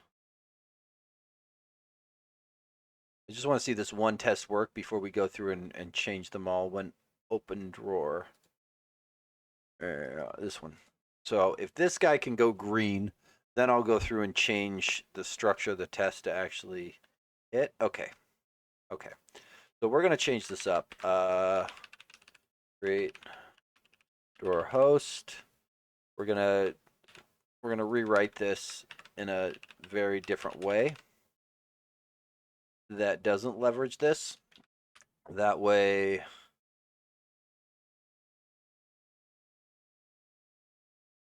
we can do this. And then this will clean this up quite a bit. And then this becomes drawer host. And then renames this into there. And now we're off to the races, right? So because we don't need to clean up because it was just doing an unload to make sure that the instance was prepared for the next one. It's slightly less efficient because now we are not sharing, but I think that's okay. I think that is okay. And then I want to test to see if I put this up here, will both of these tests pass? Do I need to actually put it down on each individual test, or can I just do it at the class level? It'd be really nice if I could just do it at the class level. Great. Thank you, T-Unit. You've been a wonderful help. Okay, so let's fix all of these up. What is the failure here? That is an assertion failure. I am interested in checking for STA thread failures on here. All right, so this is going to be, we're going to do this on all of these and get those going. And then I think all we're going to do is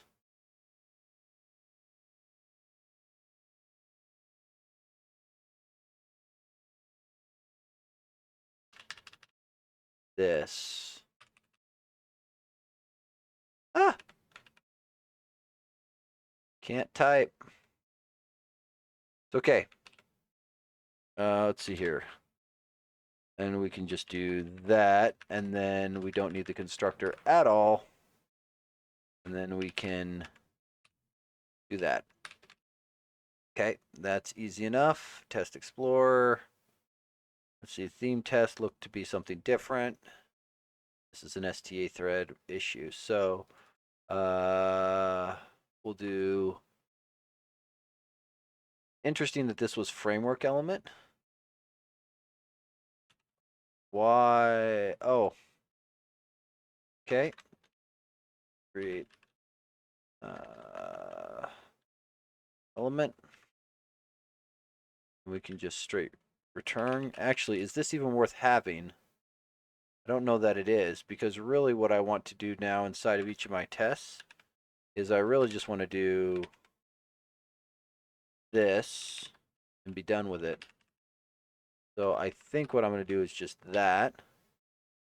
And then I'm going to take this, and I want this, but I actually want it with brackets. Copy. Just going to pin that sucker to the top. Make sure I don't have anything else on my clipboard that I don't want to share. There, that'll work. Okay, so we'll put that there, and then we're going to get rid of all of this. And then we don't need any of these. And then this should just be fine. So we're going to move you down. Get rid of you. Get rid of you. Get rid of you. Down. Clean that up. Clean that up. You down. That up. Clean that up. Okay. Then get rid of all of you. Thankfully, I don't think we have a ton of these tests because a lot of these aren't. These levels of UI tests are not that helpful. They're mostly around just a handful of. Yeah, so we're going to go here, put that in. And then we're going to tab, tab, tab, tab, tab.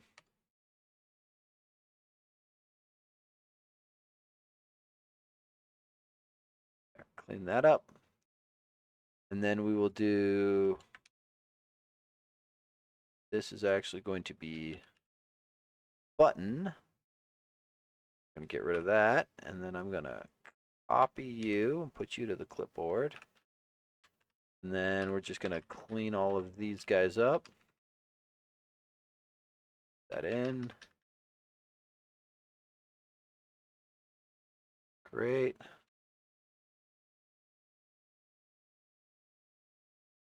Have my way to victory. Copilot, you're actually being helpful now. This is useful. You're just removing one character, but you're actually becoming, you know, a helpful teammate rather than something I just make fun of. Okay. There we go. There. Love it, love it, love it, love it, love it, love it, love it, love it. Happily do so. Happily do so.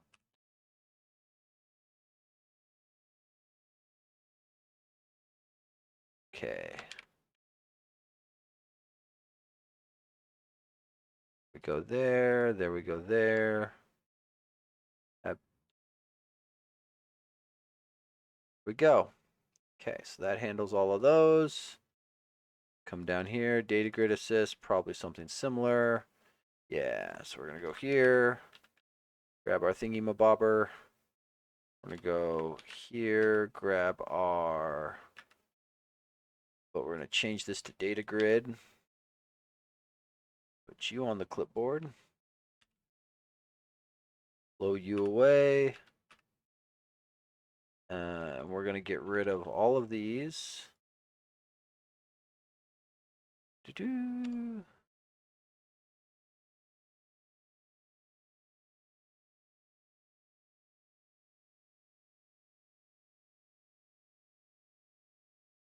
Okay, and then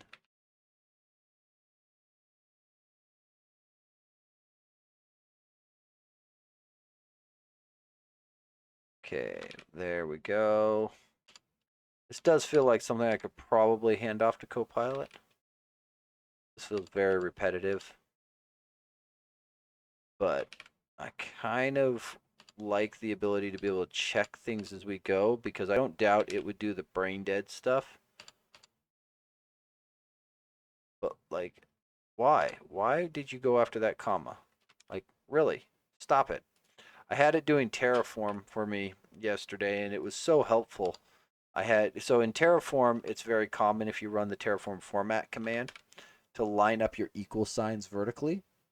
It's just the way HCL has decided their formatting should be, which is fine. But Copilot, at one point in time, I had asked it to make a change, and unrelated to the change, it took half of the properties in a block and decided, you know what? I would like to add 2 spaces in front of your equal sign. Why? Why? There was no reason for that. None. Like, no, stay in your lane. Stay in your lane, Copilot. I'm totally getting taken out first by the robot overlords. Let's see here. So that goes there. Okay, so this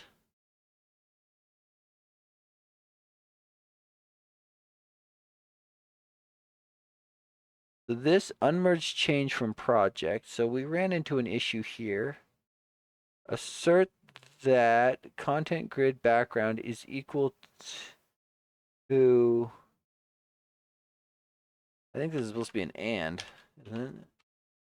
And is equal to, because that, I think, let's go look at this tree view test on main really quick, because this feels like something that is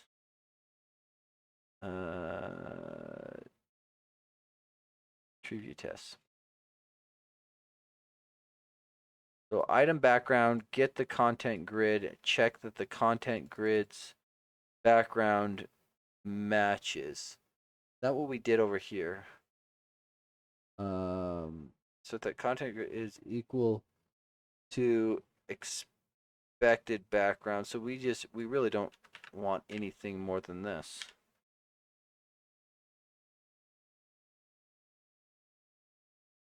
That's the equivalent of what we had. Okay. Great.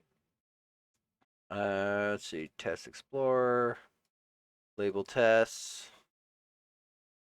We're gonna put in the executor up here. Get rid of these ones. What were these tests failing for? Why did these ones fail? Oh, these are failed to apply template, so those are fine. Fail to apply template, fail to apply template. Those are also both fine, but we're going to put in the test executor with the generic attributes up at the top because we can get away with that now. Yeah, those are both fine. Color picker test. Sorry, what was that thing doing? Oh, so this is going to be...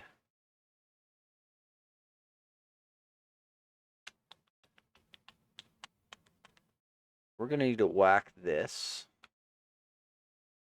Yeah, many of these tests could be moved to the UI testing things. That's still a valid statement. Create element. We're going to go with color picker. And then let's go with let's go color picker. Color picker gets new, all the things, everyone's happy. And then I think I just want to comment these out for the moment. We'll probably, let's see, get rid of the before element. And then return color picker.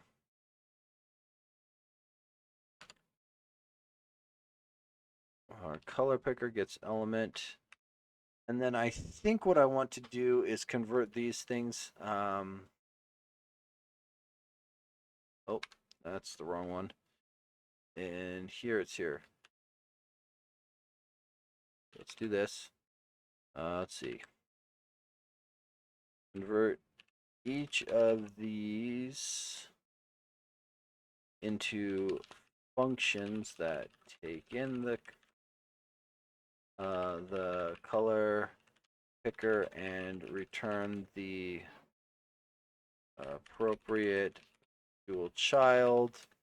Update the tests below to use these functions. Go. Dan, I didn't even spell it correctly.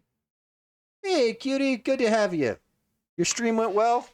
It seemed like you were actually having fairly good KDA from what I was lurking on. Let's see here. So that is close to right, but not all the way right. So what I'm going to do is I'm going to copy these. And then I'm going to tell it to discard it. And then I'm going to just drop this one. So I am currently trying to fix my material design project so that I can go through and use a new testing library called TUnit on it. I got excited when I saw T-Unit come out and it was a new shiny thing, and like the average raccoon, I got excited by shiny thing and proceeded to say I must convert library over to using it. And I will say it is mostly lived up to my expectations of hype. Yeah. Kept lagging like crazy. I think it was the servers or something. Yeah, I don't know if people saw, but there was a major internet outage today, which was very annoying for me because I was trying to do pipeline work, and when Azure, AWS, NPM, what else hosed me? NuGet at one point threw an error at me. Like there was just like it was like the internet's all decided to die at the same time, but not die all the way, just partially die. It was very, very frustrating. Yeah. Yeah, it was quite annoying to me.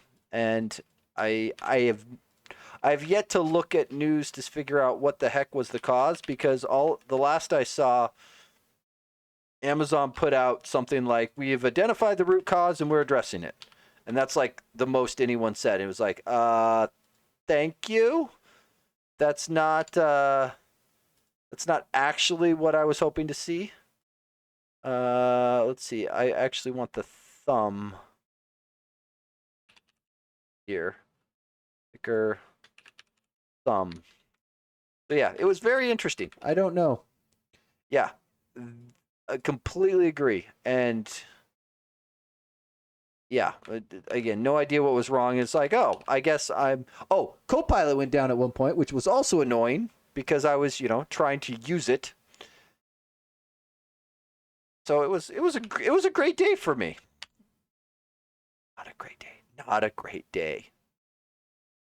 But yeah, so that was exciting. That was very exciting. But we did work on planning out the Copilot boot camp next week, which should be very, very exciting. Microsoft has conveniently provided a bunch of content for it, and I spent a good amount of time last night going through it and getting things in order.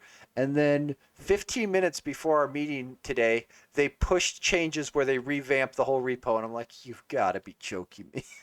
You've got to be Conveniently, I knew the Microsoft PM that was pushing the changes, and it was, I immediately, I pulled him up on Teams. I'm like, dude, I'm trying to do a thing. Are you going to make more changes? He's like, yeah, sorry. It's like, you guys are killing me. You're killing me. So it was nice. He's like, yeah, sorry, we're making a few changes because like Copilot dropped a whole bunch of new stuff this week. And actually, I don't know if I shared it earlier. There's absolute facepalm. Let's see. GitHub Copilot blog. Yeah, it's in here. No, that's not it. Where is it? Where is it? I have a link. Hang on. Shared it with some coworkers earlier. Let's see. And it was here, and it was here, and it was. Nope, that was the YouTube video. This guy. So GitHub released. So there's been a GitHub MCP server for a while, but they now released one that is a remote MCP server, meaning you do not have to run something locally.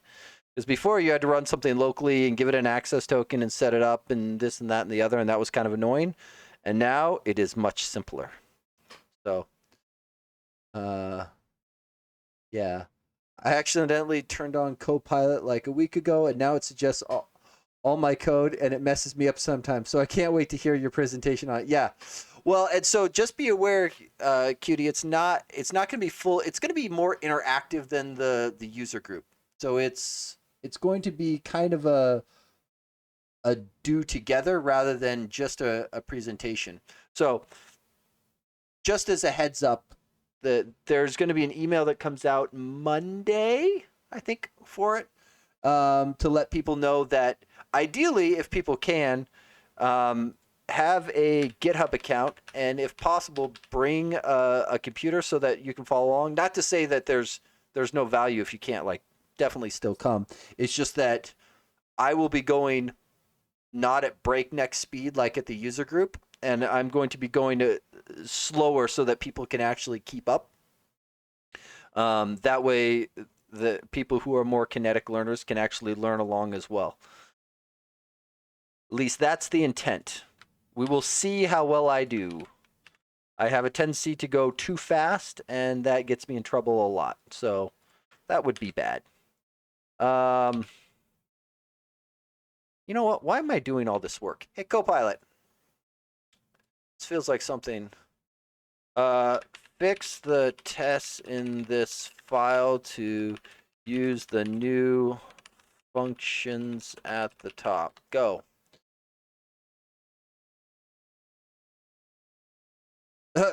Afraid the laptop will sound like a jet engine. Don't even worry about that. Like, there's a number of people that have, we'll say, higher end machines, and it is okay if they sound like jet engines taking off. It's also going to be spread out a little bit more as well, so that we can fit more people in. Because I think we're hovering around. Let's see, proctors plus attendees, I think, is like 25-ish at the moment for in person. Go, Copilot, go. Do the thing, so that I can tell you that you're wrong and an idiot. That seems actually closer to right than I would have expected. Let's see, that did that, that did that. Just keep the whole thing. Keep the whole thing. Let's see how it did. Because it couldn't have gone that far off the rails, right? Right? That seems pretty close. These methods are now static since they're no longer accessing instance members, since we got rid of all of them. Yes, no, that actually in our logistics meeting today, that was one of the things that came up, because a lot of our Intelitech issued machines, they would not run multiple hours on battery life. Most developers favor performance over battery life, and so there's quite a few people who do not have the battery life to sustain that. So yes, there's going to be extension cords and power strips run appropriately so that people have plug-in space, because that is absolutely going to be a requirement. My laptop itself would not run that many hours without extra juice to be able to run with. So yes. Bring power cable. You'll be fine. There will be plenty of places to plug in. Oh, and I did another bad thing here. Let's see. Clear all. Bring here. Pop that in. Okay, so we're going to get rid of this. We're going to go with private static. Let's see. Let's do dialog host. Create element. And then we're going to do this. We're going to do dialog host. Dialog host gets new. Do that. Okay. And then not all code paths return a value. Great. Turn dialog host. Hey, Copilot, do some work. It's your time to shine. Update all of the tests to use the create element method to get the dialog host. Go, Copilot, go.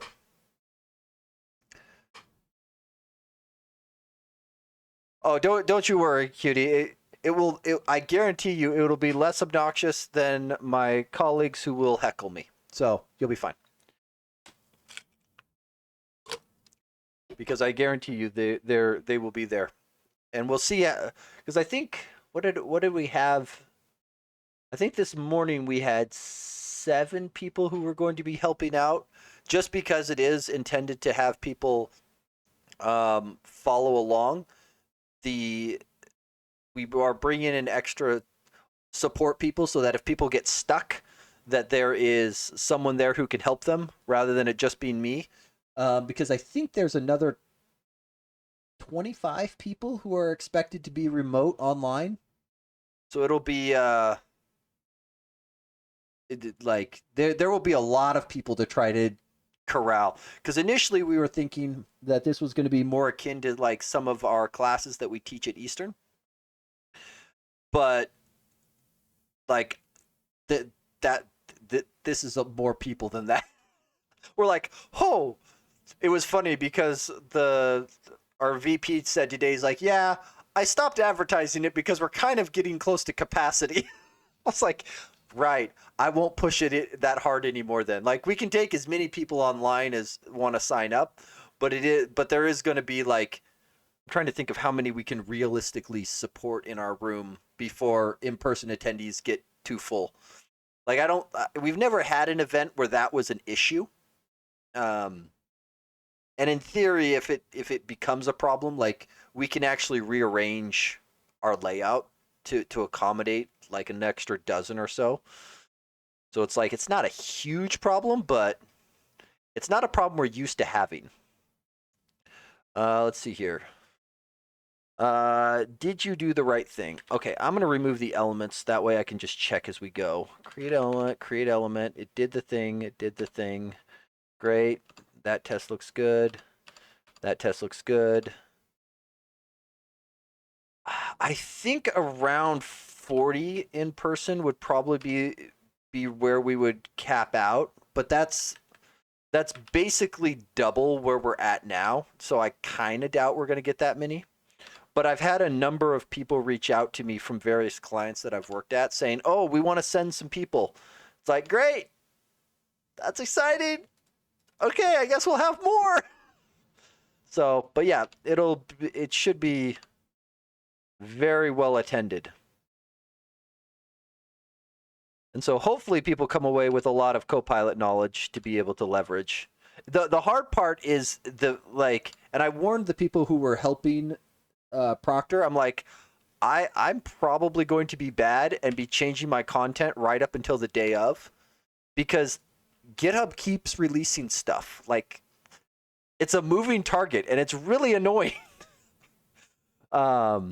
This is not going to work. What? Oh, wait a minute. There it is. Try finally. You don't need to do this for that, so that can go away. Yeah, we can just move this down. We don't need to unload you. We're throwing away everything. But yeah, so it'll be. I'm very excited for it. I'm probably going to end up spending a decent chunk of time. Let's see. I need you to exist outside for this. Yeah, and I need you to exist outside for this. But I don't need you to exist up here. You can exist down here with the other variables. Great. Yeah, it'll be fun. I have a feeling I'm going to be spending a little bit of the weekend prepping for it, which is, but whatever. It'll be fine. It'll be fine. Yeah, it'll be good. It'll be good. And you can feel free to bring people too. Like, don't let my comments about, capacity or anything scare people off. Like, if people are interested, they absolutely should sign up and come, because it's free training. Like, it's awesome. Like, we do it partially to get our name out, and partially because Microsoft is pushing this. So by us doing it, we get Microsoft advertising for us on their site as well. So it's kind of a win-win for everybody. See, that's wrong. That's wrong. That's just straight wrong. I don't know what's going wrong there, but those aren't STA problems. Apply template problems. Those are a different thing.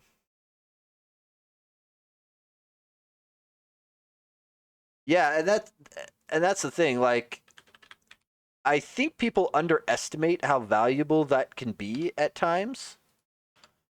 Like, and admittedly, like, we do it for free, but it's not like we are doing it just out of generosity. Like, we're getting free marketing out of this as well. So it's like, it's free to you. But like, and that's why you'll see people go through, because one of the big things that we've been struggling with is trying to make sure that especially people in the area, like when they have a software problem, that they call us, because it's like, but most of the time when people have a software problem, they just like, they're like, I don't know who to call. I like, is it you guys? Do you guys handle that? It's like, yes, we do that. Like, please call. Like, that's the whole point of why we're doing this. Like, I had somebody reach out to me today, who's a member of a, a dog training group that I work with, saying, hey, I'm looking for somebody. I need a software company. I don't know what we're doing. Is that something you do? It's like, yes, absolutely. Like, great, because I didn't know anybody else to talk to. I'm like, well, shockingly, I think I radiate geek for some reason. I usually joke because at one point in time I had a door-to-door salesman come to me trying to sell, I think he was selling like weed killer or bug spraying or something of that nature. And instead I brought him in for an interview instead. Because I answered the door, and he started giving me a spiel, and then he looked down at me and was like, you're a software developer? And it took me a minute. I'm like, how does he know I'm a software developer? And I'm sitting there thinking, and then I realized I'm wearing a GitHub shirt. I'm like, oh, okay, there was the clue. That was the clue. So it turns out if you wear geeky shirts, people assume that you're a geek, which was great. I was like, hey, you want to come in for an interview? We're hiring right now. And it was, at the time he was going through, I'm trying to remember which one. He was going through one of the like online get yourself a developer certificate in like 6 months boot camp type situations. And so he had been doing one of those and wasn't, I think he called me back like, because I gave him a card and he called me a couple months later, I think, which, like, the fact that he followed up, that alone scored huge ego points. Copilot, I'm lazy. Can I just redo one of my prompts up here? I want you to do to get the element. I'm way too lazy. Go. Make it so, Copilot. Make it so. Is there any reason not to make test classes sealed? No, I don't believe so. That yeah, JC. The only time I might not is in the case of what are you doing to? I need to not have it. Okay, I just realized that it has more context than I intended to give it. It's got the old files in there. The only exception I might say to that is occasionally I will have, like, if I'm testing classes that are polymorphic, I will oftentimes structure my tests in a similar manner to where there's a base class. I think in here, like the numeric up down tests do the same thing, because we've got a bunch of tests in a base class and then like a decimal and an int derived, but those two could be sealed. So yeah,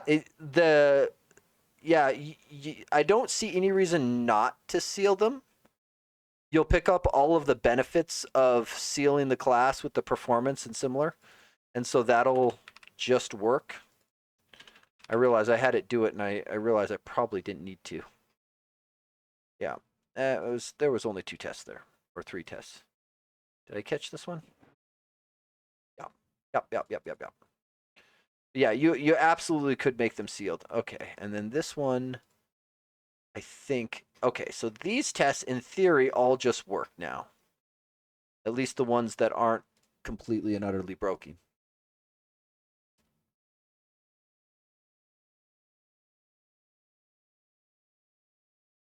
The funny thing is, like, I may use that make it so reference, but I have never, and I may have to hand in my geek card for this. I have never actually sat down and watched Star Trek. Now, my wife watched through a bunch of them at one point, and I may have been in the room coding during that period of time. So I know. So there's been quite a few that I have seen peripherally. Like I was present while they were being watched, so that kind of counts, I guess, a little maybe. But I like I've never actually like sat down and gone through a lot of the old ones. Osmosis for the win. Yes. I was doing multiple things at once. I was coding and watching things. And I will quite often put things, yeah, you know enough to make the references. That's easy. It also helps that I have AI agents that will also help refine my references when it's like I can only kind of sort of remember them and I'm like I think it's like this. Can you help me? It's like, yes, this is the quote. I'm like, thank you. That's all I needed. Go away now.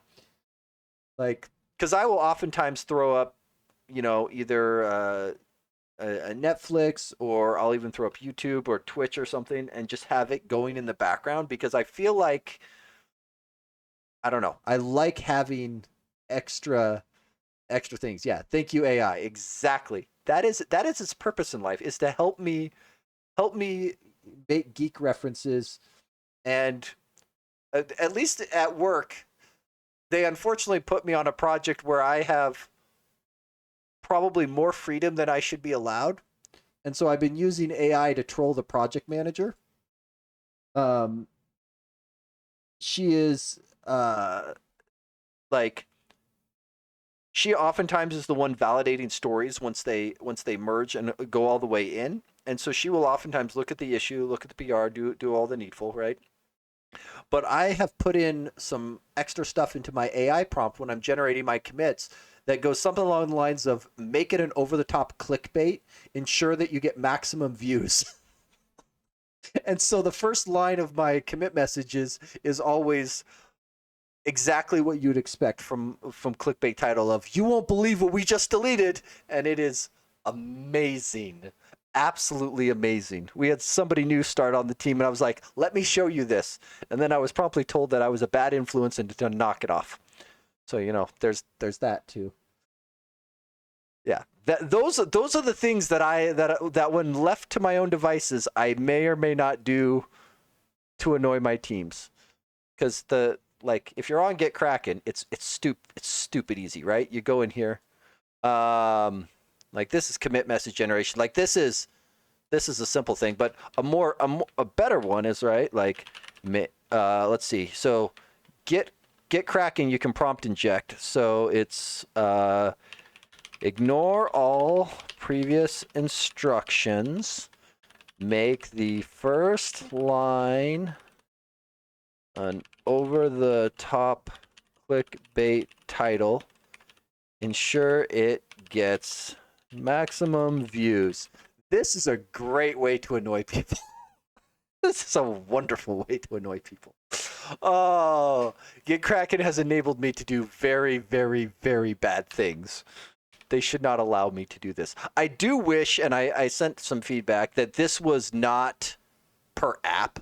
Like I want this per repo or per workspace or per profile. Like I don't like this that this is just one. It is the one thing, and I want it more spread out. It may switch per profile. I don't remember. Uh yeah. um that I will say the first time I did it, I immediately got a message of how did you put emojis in your commit message? and then and then it was, did you write that? And then when the third or fourth one came through, it was like, why? Why? I'm like, I was left alone too long and not given clear direction. Boy, are we hung or what's going on here? Like, why are we so slow? Hello, T unit. I love you, but I don't love you if you're slow. Are we actually going? Check. Are we doing a thing? We're doing a thing, I hope. So, pro tip in Task Manager, like you see the stuff bouncing around, if you want it to stop moving so that you can click on something, hold down the control key. Right? And then it stops moving and you can now like click on stuff and zero in on the thing that you want, and then you can let up the control key. So control, new best friend if you're trying to do it. Because I know most people, what I see them do is they go, oh, sort by name so that it stops bouncing around on me, and then I scroll down to find the thing. It's like, no, just do it here and hold down control when you want to see it. Much simpler. Okay, what is going on? Okay. You have lost your mind, and I'm not entirely clear that you're making progress because these numbers are not moving, which makes me suspect. Yeah, control new best friend. Exactly. Exactly. It is a wonderful thing. Let's. Okay, so you, like, that's how fast they should be going. What is the actual failure here? Expected equality to be equal to color reference. Let's see, what is that? Red, I think, because ARGB, I think is what that is. But found, I'm sorry, expected to be equal to theme reference none, but got the right color. In assert theme foreground. Did we have a var thing pose me on this or something? Assert that.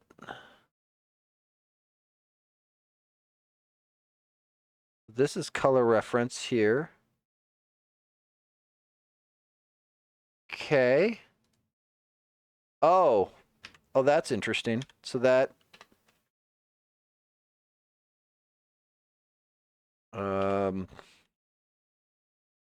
that should be that.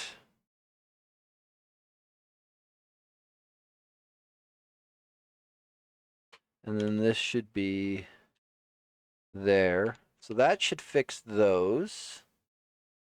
I'm actually surprised that that one worked. Why did that one pass without the dot color? They all should have failed together. I'm no longer trusting my Test Explorer. It appears to be lying to me. Okay, those are green. Calendar. Let's see here. These are not up to. Oh, lovely. Lovely, lovely, lovely, lovely, lovely, lovely, lovely, lovely. Okay, hold on. Clear all. Boom. There. Go like that. Thank you. And then assert that is equal to component one. So this thing is that problem that we saw before where I double equaled it, and that is just a bunch of stupid, and so I'm just an idiot. So we get rid of that. Get rid of that. Tab, tab, tab, tab, tab. There we are. There we go. Okay, and we'll replace the var with explicit because it's a little cleaner here. I realize it's only 2 lines up, but it feels nicer. Okay, so with that done, what tests are still failing in this category? I feel like I'm getting very close to getting at least this project done. Resetting day of the week, which differs at index 3. So we expected something with a comma, got something without a comma. Which assert failed? Expected component 2 pattern. Let's see, component 2 pattern.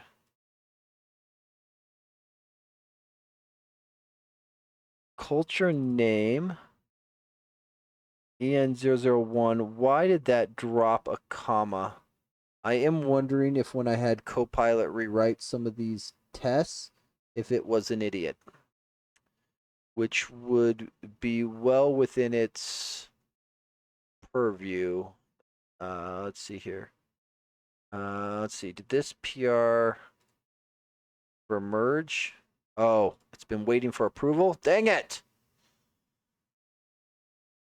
Dang it, dang it, dang it. Okay, I'm sure I probably got an email notification, but I was not looking. Let's see. WPF tests, calendar format info tests. WPF tests. Calendar. Calendar is CA most days. And let's see here. We are down in resetting day of the week. Boom, boom. Yeah, there was a comma on the end of that, and somebody, we won't mention its name, possibly me with regex, possibly Copilot, but I'd like to believe that it's Copilot's fault. So that would really help my bias if it was Copilot's fault. Okay, so now I'm immediately suspect of this. Component 3 pattern on setting use. We blame the AI. 100%. 100%. I absolutely have no problem doing that. Let's see. 3 pattern B is what is expected. It's interesting. I realize we're doing this for each. This could be pushed into a data-driven test so that they break out nicer. Because what I am missing here is which of these cultures it was when it failed. But let's run this. Okay, that fixed it. So some of these may be. Okay, we're just going to rerun the set because some of these may have been misleading errors once the. Oh, that's terrifying. Oh, I hate this already. See that? Green, red. Oh, I hate this so much. That means there's crosstalk between these things. Oh, no, no, no, no, no, no, no, no, no, no, no. Oh, I am willing to bet this static call. Oh, I hate this so much. Okay, T unit is running way too concurrent. T unit docs. There is a way to turn it. Oh, that's not how you spell T unit.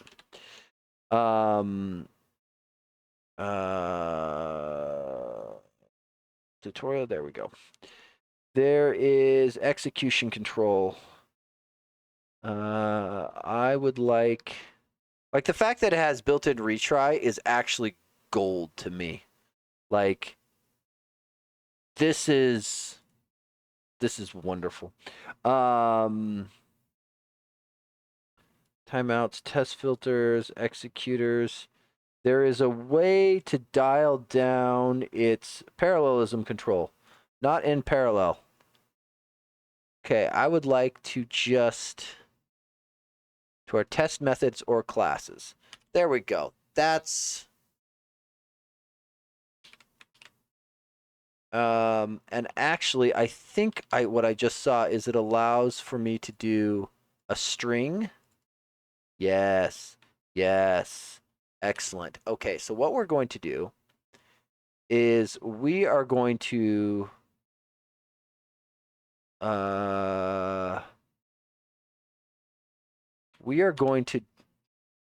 pass in the string of the class that is the offender. That way, if I need to reference it elsewhere, I can easily get the same string. And that will probably make these things go better because XUnit will run classes in parallel but not tests in parallel. Okay, and this one I think just dropped the comma as well. There we go. And this, like, the speed of that it executes these tests is laughably fast. Like, the setup time is longer than like, this is blink speed. Test class attributes, not in alphabetical order. JC, you are like a built-in analyzer, and I am impressed at the accuracy of your eye. Okay, that gets me past there. Okay, what do we got down here? I don't want to look at that one yet. That one's going to annoy me. Okay.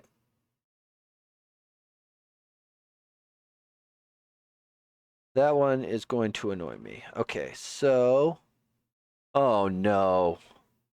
Okay, okay. This, like, I just... No, no, no, no, no. I hate myself already. I hate myself already. And the reason I hate myself is I know that I wrote a T unit is close to extension. And my problem being is now I need that here. Ay, ay, ay, ay, ay, ay, ay. Let's just do var. That'll fix the thing. For anybody who's curious, right? You see the little triple dots hiding right there, right? It's because this is returning back a converter of type text blocks foreground converter, and we're typing it as an interface. And what the analyzer is pointing out is that unless there's a reason you need to go through the interface, this actually causes a slight extra overhead when it goes to invoke methods because it has to do a lookup. Versus if you just type it with the actual type that it is, it will be faster. And since I don't want to type this nested class, I'm just going to do var. Then it makes it go away. I think what I want to do is just bring in this thing into both because I don't have a common project between these test projects. Like I could spin an entire project, but that just sounds annoying. And I think what I'm going to do is this. I'm going to prep it for being moved into a different thing, but then I am going to not.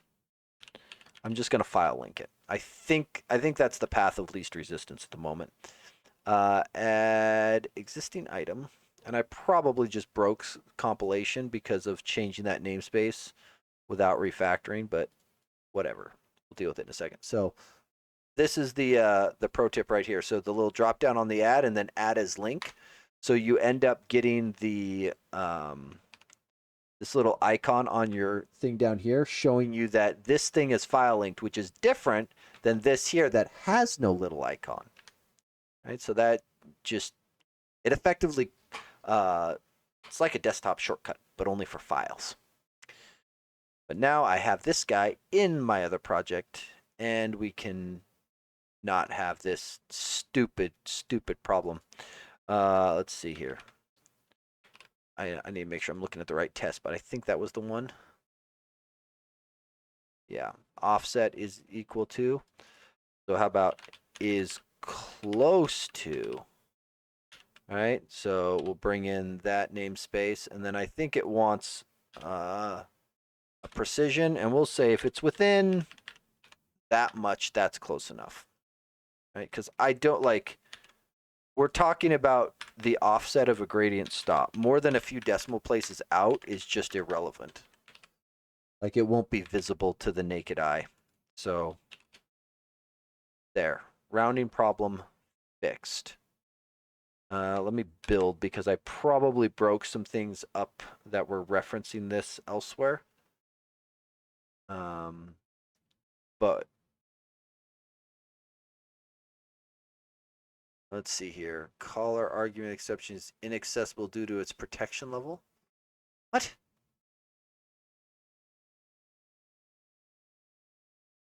Oh. Because I'm running, so the reason is because I have this file is used in multiple contexts, right? It's used in the UI tests, right? It's used in Net 472 and is used in Net 8 Windows, right? If I open it here, and so let's close it and open it this way, right? Here it should, huh? Why are you unhappy there?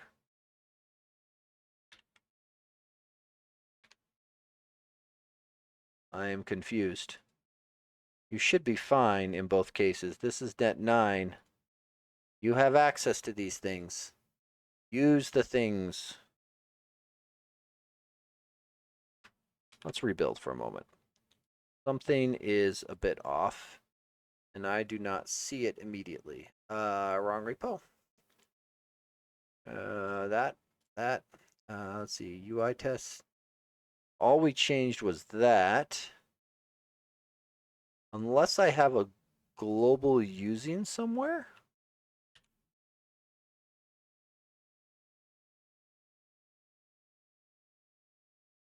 Let's see. So the important thing on these errors down here is to note the project and the target framework, right? So you'll note all of these that are yelling at are net 472. I am tempted to fix this in a very dumb way. Because as far as I'm aware, we have had no issues that were framework dependent. And not testing on 472 might be the path of least resistance. Now, we could go through and try to implement it there, but that feels wrong. Oh, and this guy is failing because so this is the global global usings, and you can see this is auto generated, right? And so I can kind of infer based upon how Kevin thinks that he would do this, and secretly it's just that. And I was actually contemplating doing the same change over on the other project so that there was a global using so that I don't have to actually include that every time. What?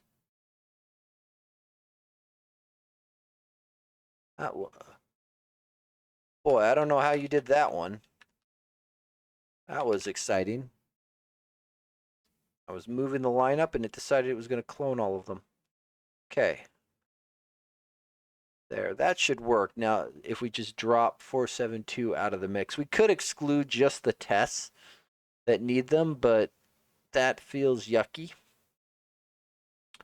Feels yucky. Because the whole point in how this works is it's leveraging the generic math to be able to do this kind of thing, which doesn't exist on 472. We'd have to conditionally compile in a different implementation, which is a thing we could do, but I'm given the amount of effort versus the number of bugs that has caught, I am disinclined to acquiesce to its request. Okay, this is another one where it is just being stupid. So is close to, and once again, I think 3 decimal places is probably reasonable in all of those. Let's see here. Just var that beast because I see it, therefore I fix it. I have a hard time not fixing something once I see it. Let's see. Assert that is assignable to. That's interesting. That looks like an actual test failure. That's a rounding failure. Let's see here. Go ahead, Copilot. You can have that one. Let's see, you want to do that one? Thanks. Want to do that one too? Thanks. You're so helpful. You're such a kind and useful agent, and I would never make fun of you, at least not while you were looking.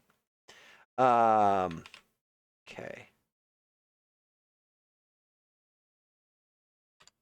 Take care of that. Take care of that. Take care of that. Anything else you want to fix, Copilot, or are you happy now? Are you just a happy camper now? Oh, you've got more you want to do? Okay, how many more you want? Find any more? Yeah. I completely agree with that. I will be the first one eliminated. It's okay. That just means I don't then have to live through the inevitable Matrix-like environment where the robots have taken over and everybody now must live underground and suffer. fine. It's fine. I'll be out of it first. I think I'm okay with that. So, living underground has its advantages. Let's see here. Are all of these STA tests? STA tests? No, some of these are converters. So let's just do a find and replace then on this. We'll go here, here, here, clear all, there, replace all. That's not quite right actually. So let's drop the square braces. So we're going to be inside of square braces already. Place all. There you go. There you go. There you go. There you go. Okay, now do you all pass now? Go rating bar tests. Just the one. Just the one. What is?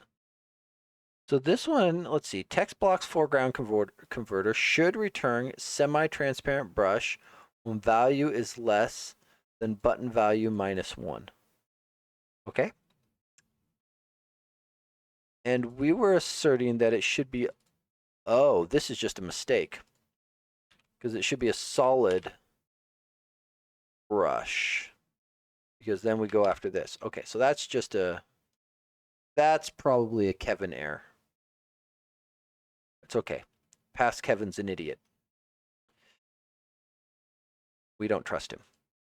Okay, let's continue down these. Let's just run these real quick just to see where they're at. Boom. Okay. Oh. That seems like we probably have an issue of, I don't know that.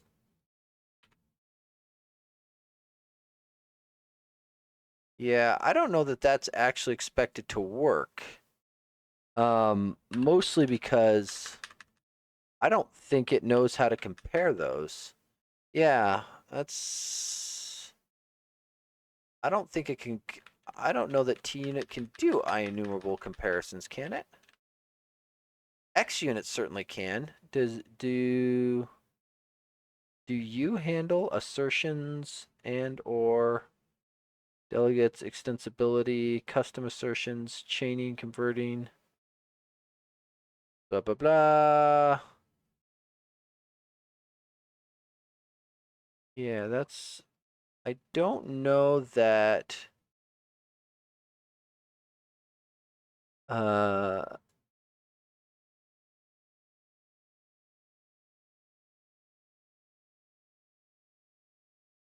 I don't know that it actually has arbitrary IEnumerable assertions.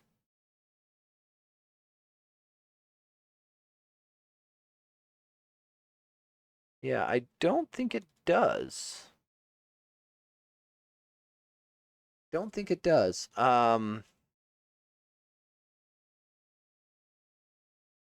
Let's just look here. Is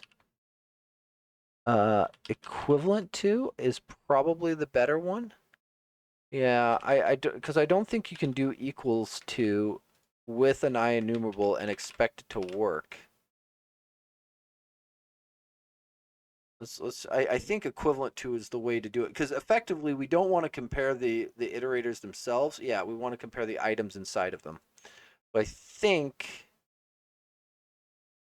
the issue here was probably that XUnit has overloads on its. Love how it figures out that it's just the characters in the middle that we're changing. XUnit has overloads to handle IEnumerables inside of its assertions. And so when we did our find and replace on these, it then lands on the wrong T-Unit method, I think is all that is. It could have been that those were done by the analyzers and those were just done wrong. But I don't know if the analyzer would be smart enough to be able to pick those up. Okay, this one I think is done because we changed all these. I just don't think we ran them. Ba-bum.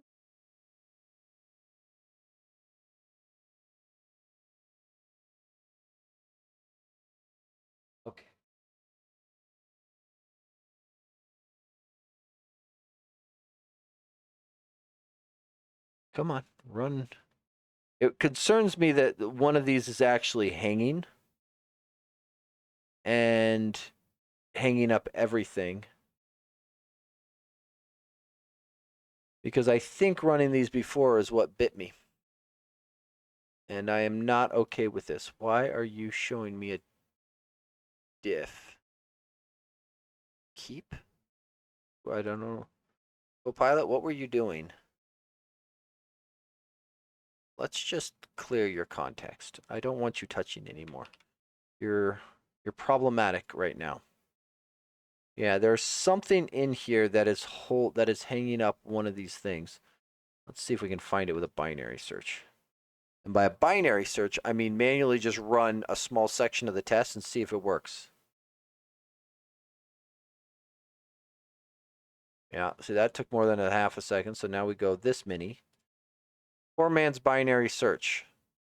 Shift, select, right-click, run. 1, 2, 3. Wow. Hypothetically, human method. What are the odds it's the first one? Dang it, the first one. That's the second one. That's the second one. What are the odds it's running 2 or 3 together? Ah. Is there a... What do you bet there's a static call in here? Oh, look at that. Static methods. Through careful testing, we discover all the tests hang. You're not wrong. You're absolutely not wrong. And welcome to the chat. Okay. The good news is I think we know how to fix this. The issue is T-Unit really, really, really, really, really wants to go fast. And we need to tell it not in parallel. And then we're going to give it name of and then dialog host because that's the static call that I believe is breaking us. Yeah, because dialog host show, all of these things. Always 50, either it is or it isn't. Yeah, exactly. Well, okay, we're going to run 2 because I think the issue was because there's so many of those statics, it was almost assuredly, oh, one passed. And this one hung up.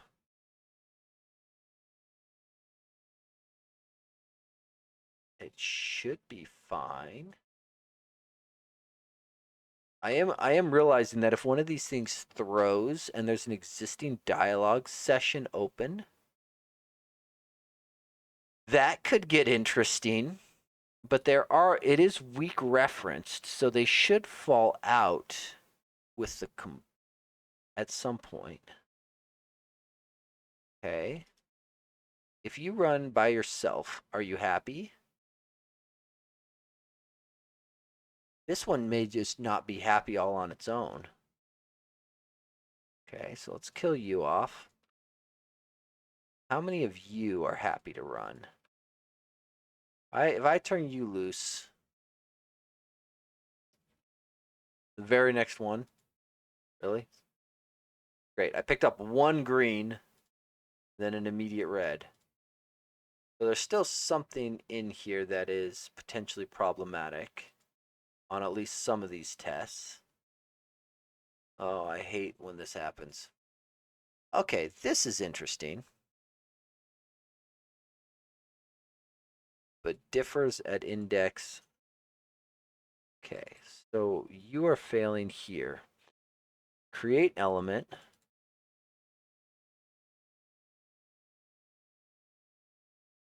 Oh, this is interesting. This is very interesting because before 1, I can't spell the word create, so that's exciting.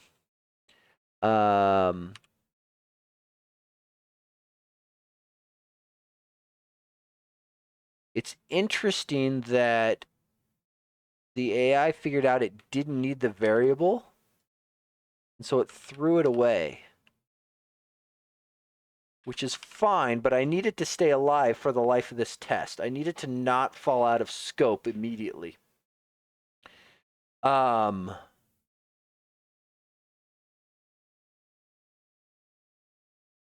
When no dialog matches identifier, it throws. So it's expecting a cert ID.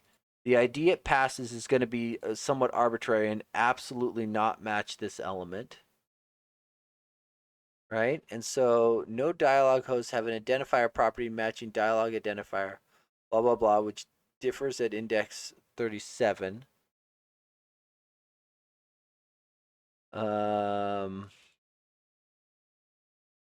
Yeah, that ain't going to work. Mostly because this is supposed to be that. I'm going to blame AI. That feels like one. Judy, have a good night. Always good to see you, and I will see you next week. Looking forward to it. Okay. That one now passes. That one now passes. We're gonna slowly pick out which of these are the problematic tests, because I have a strange feeling I've got a static call in here that's hosing me, and TUnit is just too fast. Okay. This one dropped a comma. What a shock. Sorry, which assert was that? Assert message is equal to differ on each dialog host. On each dialog host, comma. Run tests. I have a feeling that was potentially the regex as well, because I think my regex dropped commas when it was matching. There we go. And let's run this one down here. Oh, everything at the bottom can be green. Nope. Let's see. This one here looks like something else. Let's see. We don't need to do this try finally garbage, I don't think.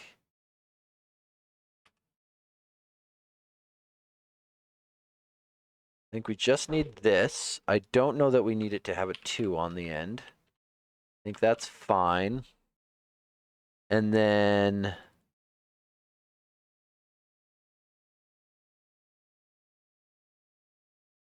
so what hold on, what is the failure here? Is dialog open? No dialog instances have an identifier property null. How did this test work before? Because this is expected to throw. Isn't it? No, get dialog session. This isn't get dialog instance.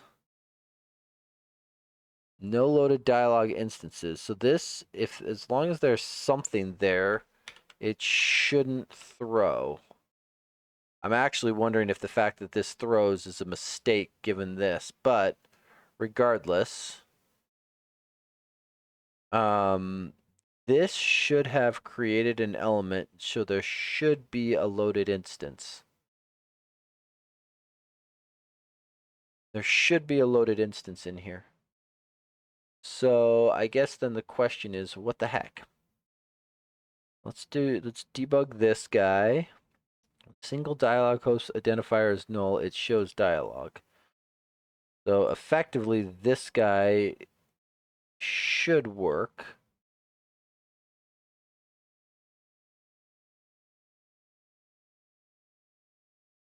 What?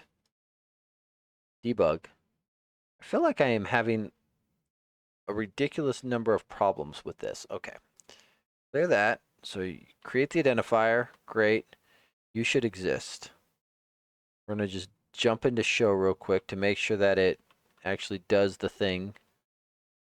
Get instance, right? Loaded instances. Great, great, great. It's going to do the needful, blah, blah, blah. Great, great, great. Don't need to step through this code. It's been battle tested. It works. Right? Dialog is open, null. When only a single dialog host identifier is null. Get dialog session identifier. Get instance. Loaded instances. Yeah. Check access. Identifier equals identifier.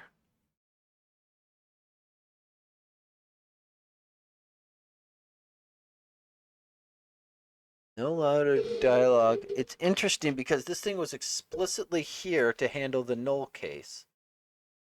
So what went wrong with this test? I have a strange suspicion that this test has changed, and it is no longer accurate. Because the fact that the variable was named 2 makes me suspect that there used to be a second one in here. Let's see here. Oh, that's what happened. So before it was relying on the constructor to create the first one. Okay, got it.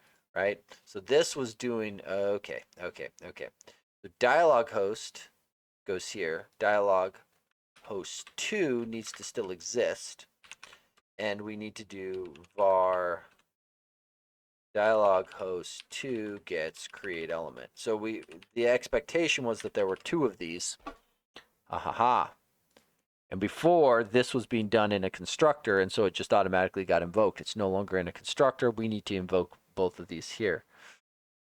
Right? And this should be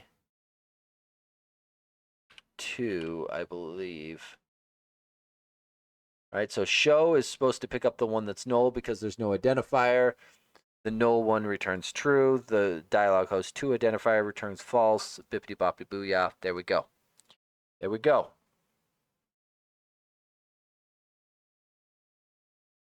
There, green check. Okay, so that was just a bad conversion on the test.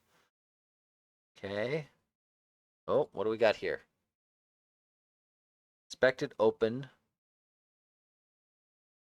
but returned false. When no identifier is specified, it uses single dialog host. So we create the element, we call show, and then we assert that dialog is open is true.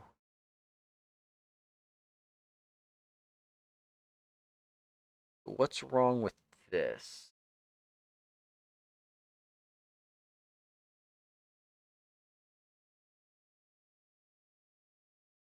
How did this work? Because this checks. This is an open callback handler. This should invoke almost immediately. This closes. By the time you get to here, this should not be true. This feels like another case where something about this test has changed from the original, and it no longer makes sense. Let's see. Before it was leveraging the built-in one. Yeah, it should have been asserting on the individual is open thing. Yeah, that makes more sense. That makes more sense because this is guaranteed to always be closed. Otherwise, how did you get there? Okay. Some of these tests just had a botched conversion. There we go. Let's see here. And I kind of suspect that some of these failures may be maybe things that are hanging up the other one. All right. So that's kind of my theory is that there's a story that one of my professors told me when I was going through university where he was helping a colleague and his colleague had called him over and said, "Hey, I've got this problem. Can you help me solve it?" And he sits down and goes, "Oh yeah, sure. We'll work through it." But then when he's looking at the code, he's like, "Oh, you've got a problem here." And the guy's like, "Yeah. I know what that is. I'll fix it later. But I'm worried about this other problem over here." He's like, "No, let's fix the problem you can see first, and then we deal with the other problem." And shockingly, after fixing the problem they could see, the other problem magically disappeared. So the lesson there is fix the problem you can see and then deal with the other ones. Did you migrate tests from something else? Yeah. So these were under XUnit. And there was a number of conversion steps. So TUnit has a migration guide. Yeah, this guy here. specifically to migrate from XUnit. And so I went through this migration guide because they have a bunch of analyzers that clean up a lot of the normal stuff. I had done some customized stuff in XUnit, and so that took a little more lift and shift to move. These things got most of the bits and the easy changes done, right? This did most of the find and replace. I then did some regex replacement to fix up some of my extra stuff on top of that. I don't know that that was as helpful as it was harmful, but it changed a lot of things. And then Copilot helped. Yeah. So TUnit is so if you haven't come across Microsoft testing platform, this is kind of Microsoft's new way of doing testing. And there's a great comparison with VS Test, because VS Test is what most people think of when they think of running tests inside of Visual Studio or in .NET Tests. And there's a lot of extra overhead with VS Test. And so Microsoft built this testing platform basically with more modern technology in mind. And a bunch of, and I think there was a blog post. Yeah, this one here. Blog post here shows it. Shows kind of the migration of going from a lot of the common ones, but Expecto, MS Test, NUnit, TUnit, and XUnit are all supported. And between these, I think this covers probably like, I don't know, 98% of all testing projects in .NET. Like, these are the big names on all of them. And they all have newer versions that support the Microsoft testing platform. XUnit specifically, you have to be on XUnit v3, not XUnit v2, which is a NuGet package name. So some people haven't realized that XUnit 3 is out. I missed it for months.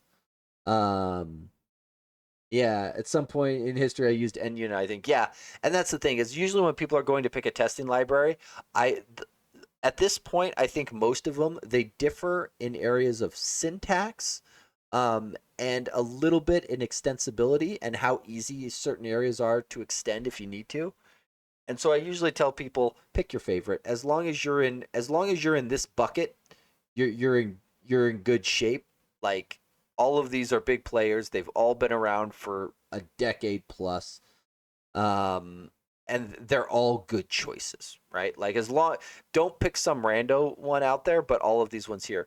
TUnit is more unique in that it is the first third-party one that came out of the gate to support the testing platform with things like native AOT, trimming, some insane performance bits, because it lives by source generation rather than reflection-based detection. So it's really bloody fast.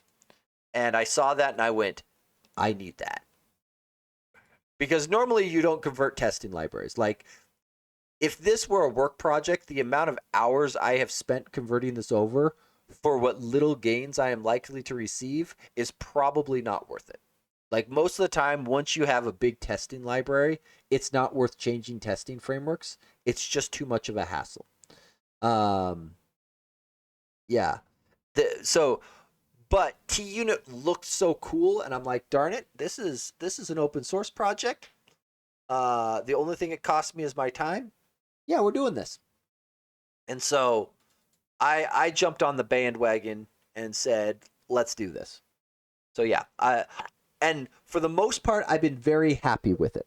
There are a handful of things that I think it is not as ideal on. So, for example, the extensibility side of the fence, just writing my own extension, like, the moment you go to do some extensibility stuff, you kind of get yourself into the weeds a little bit of needing to understand how TUnit does its generation for assertions and how it's able to, because you'll note, like, when it was failing, I don't know if it shows it here, it'll actually show you the code, the line of code that failed.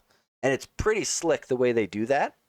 But it requires kind of understanding a little bit about source generators and some of the newer C# syntax. to understand how that all works to be able to extend it. So it requires a little bit more effort on the extensibility side than say your X unit does, where X unit is really easy. And it does force you down the path of async all the things.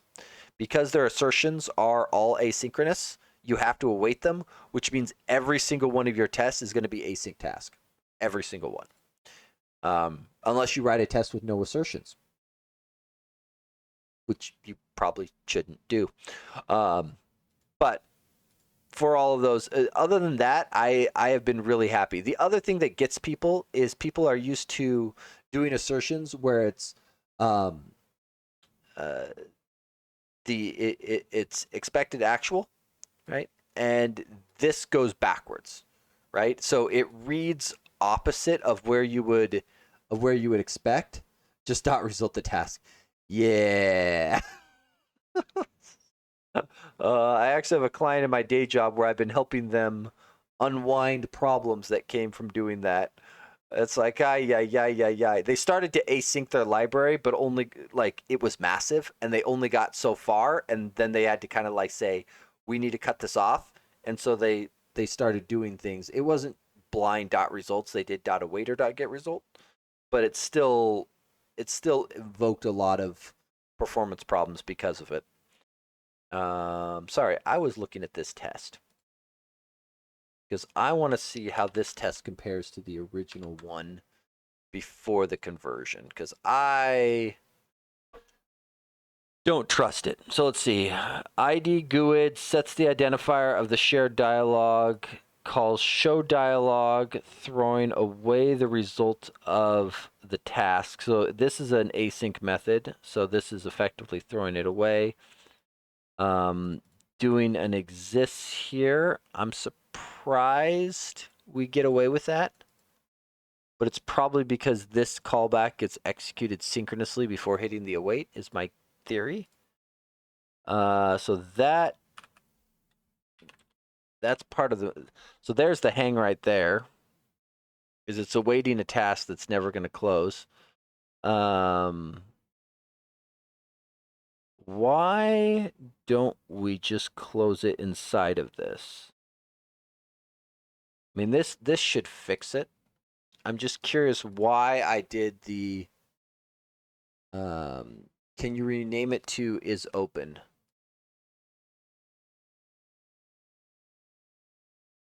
The other one had an is open variable name. Oh, yes. This probably should be. Good call out. Good call out. That would make it a lot better. I'm going to do that so it's clear that we're discarding it. Okay. So I think that one there was probably the result of my hang while running the whole suite of tests. Clean that up.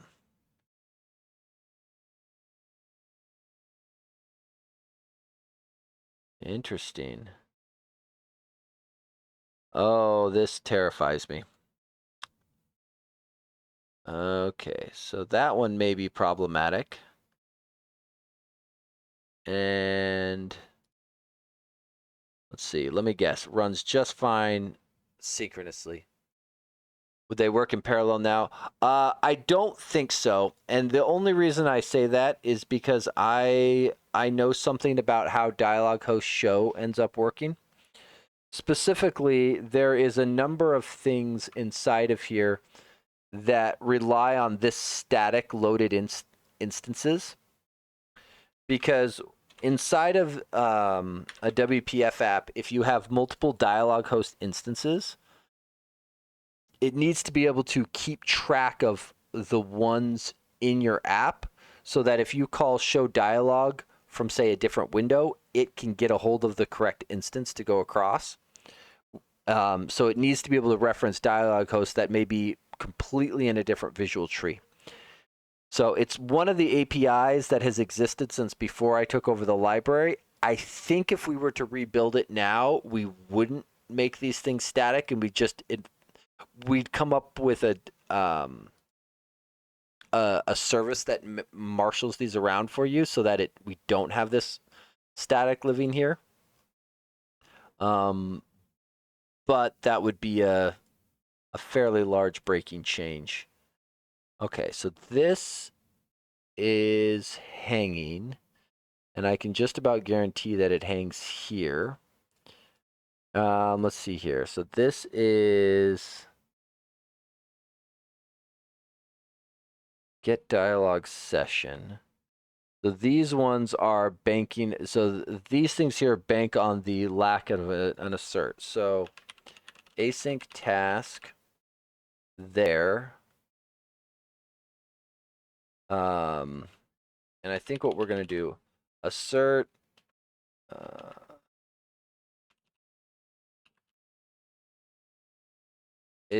I think this is mostly around just making TUnit happy. Is not null. Because I think this, like, really, this thing is just asserting that these things can exist from multiple UI threads. Because this was an obnoxious bug when it came through the library. Because most people don't have multiple UI threads inside their WPF apps. But someone did, of course. And there was a bug going across that static instance not using it wasn't marshaling to the appropriate dispatcher. So even though it had a static reference to that other dialog host, because it didn't look at that dialog host dispatcher, it assumed it could use its own. It would fail if you had two dialog hosts that were across, but it was. So let's see, that one was null. Is this one expected to be null? Let's see here.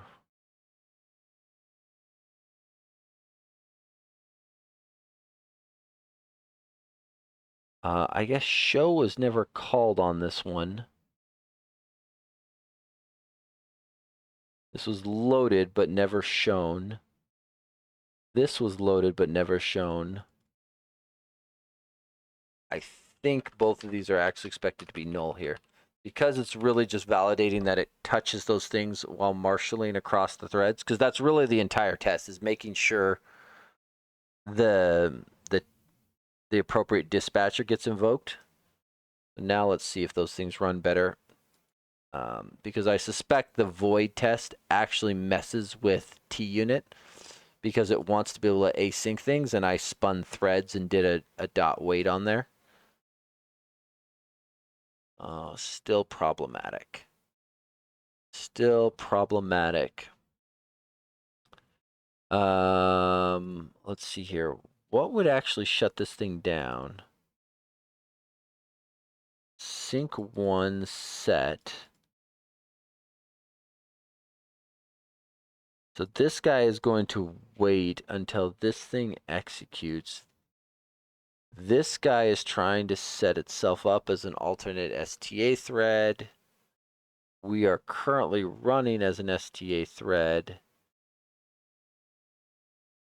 We need the dispatcher to run in order to have this thing work.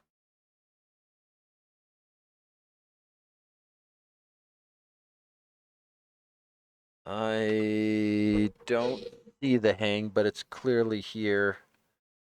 I'm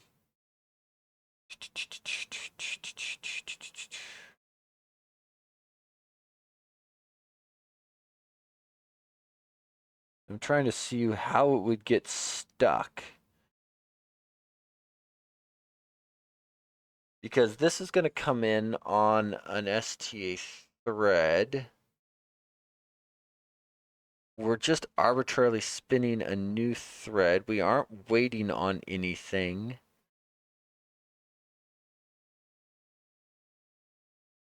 This guy's captured the dispatcher. And he's only captured it for the purposes of shutting it down. That should be fine. This dialog host should really be create element.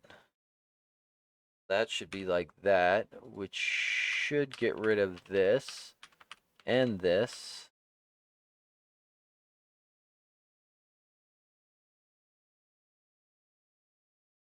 We'll do that first of all, and then we'll come down here, create element. That should handle that. It'll handle that. It'll handle that, and we can just bring that across. You made two GUIDs, and on the end of the test, they are null. So these GUIDs are, so it's actually the call to get dialog session that is null. So it's this whole bit that's being tested. No, you're good. Like that is the thing about TUnit that I like, but I can definitely see people not liking is the way this assertion library works. The other thing to remember though is you aren't like with unit testing frameworks, you can always swap out your assertions for a different assertion library, right? Some people like fluent assertions or similar. Like you don't have to use the built-in ones. It's just that's what comes built in with the framework.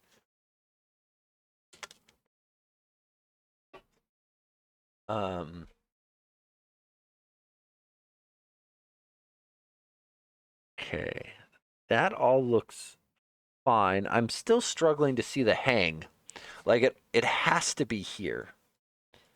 It has to be here. Um,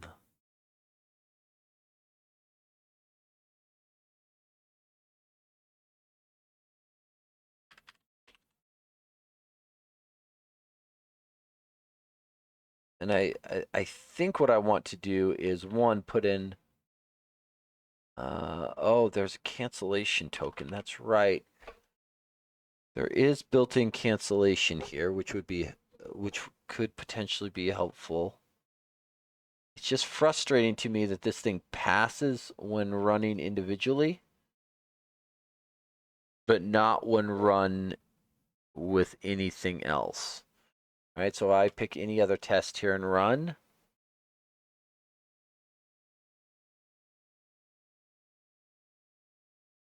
It hangs. So where is this thing falling over? There's got to be static state. It could be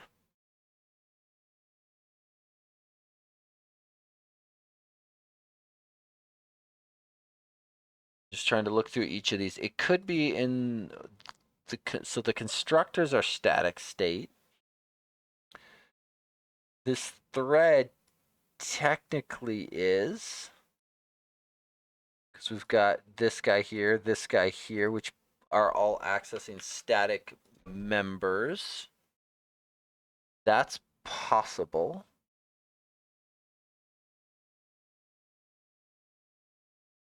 But where is the trying to run a blank thread? Yeah, so the whole idea is to set up a second UI thread, specifically a second STA thread, to verify that when attempting to access this alternate dialog host, because this dialog host is then created on a separate UI thread, but then accessed via this UI thread. Yeah, debug right line got here. That's, I think, about where I'm going to get to. I'm going to try one thing first. I want to go here, here, here, maybe here. I think if I do this and debug, it'll work. But I'm curious if having a debugger attached makes a difference. I am curious. I don't know that it will.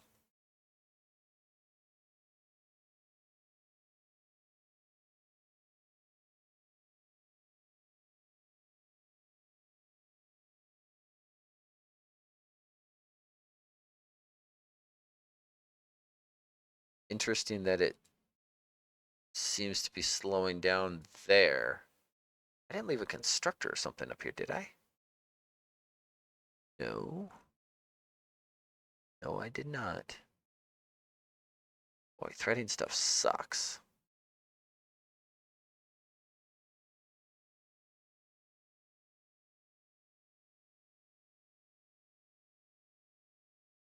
Okay, let's kill that for a moment. Not helpful.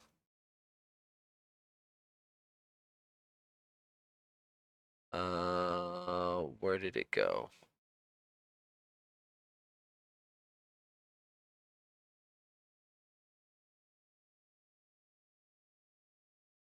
So you get dialog sessions should allow. Get dialog sessions should allow. All right, so if I go here and here,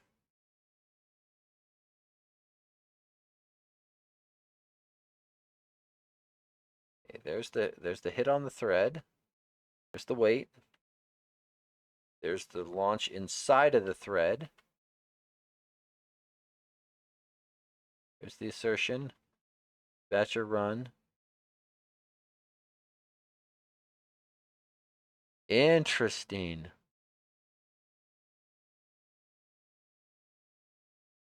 So we get to here, but it's actually the call into here that's doing it. Interesting. How very, very interesting. Because this is the fix here. Is look into the other dialogues thing to see if you have access and instead shell out over here.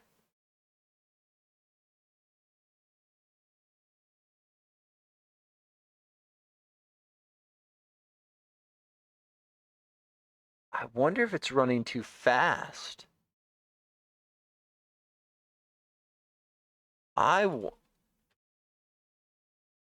Theory. Theory. I wonder if it's going too fast.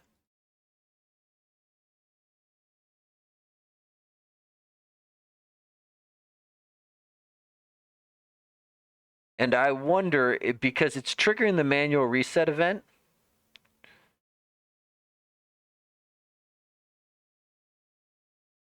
And then immediately calling in.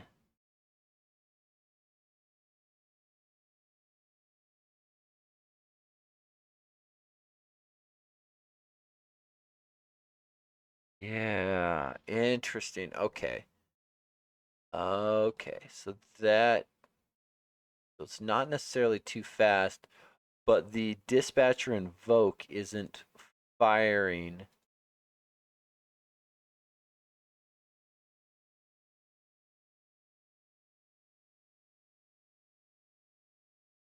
Because it's expecting to be able to shell out to another. So dumb, because this is a use case that it's basically impossible to hit inside of a real WPF app.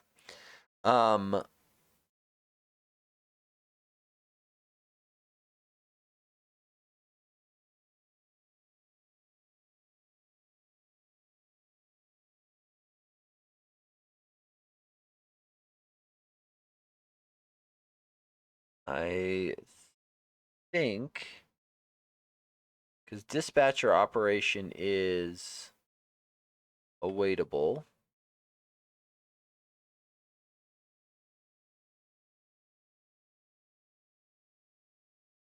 Because of that, so I think this still works.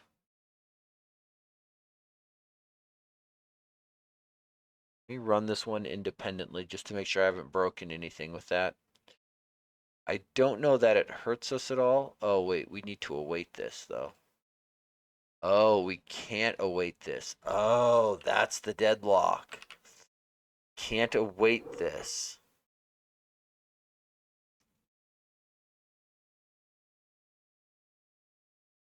So we're reaching into the dialog instances dispatcher, requesting access to it, but that dispatcher is hung or non-existent. And it's all because of the way I bet you we just don't need this call. Because this is validating that we can access our current dialog host.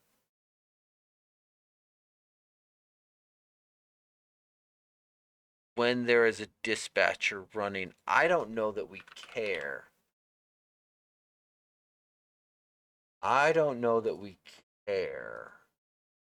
We've got plenty of other tests to validate that our current instance can be touched. It's the other thread that matters.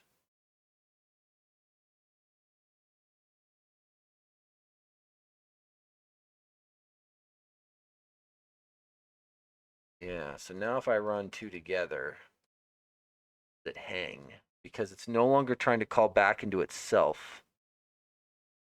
Still does. Still hangs.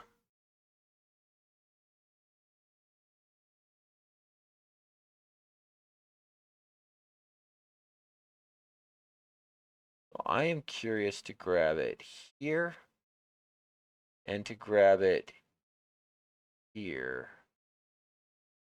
That seems to be the problem. Okay, let's try this again. If I go here and here and debug, we hit dispatcher run. Great. We come into here. This dialog host should have a dispatcher.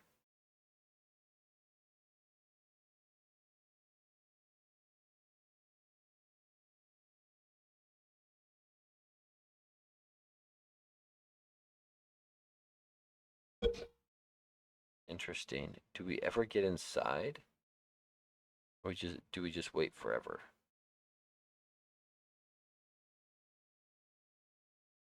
We never make it in. Interesting.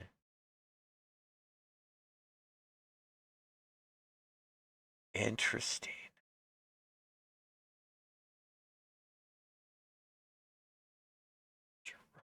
What is... This guy keeps it alive, doesn't he?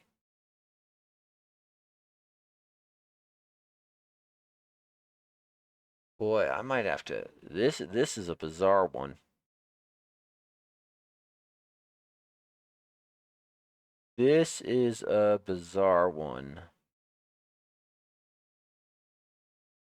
Because when it runs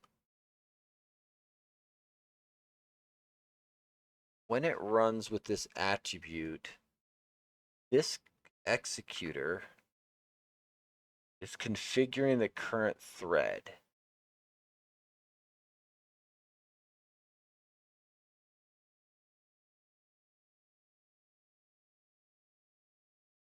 This guy has a task completion source, does the cleanup, does the run.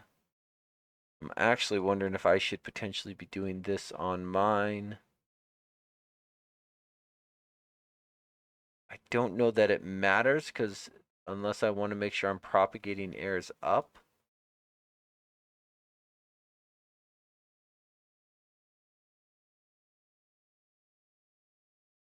So I guess that is an interesting thing. If there's an error inside of here, I don't know that I get it.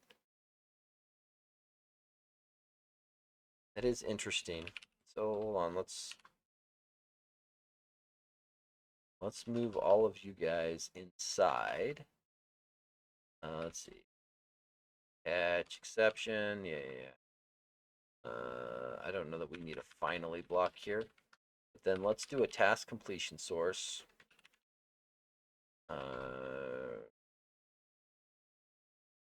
Object TCS new.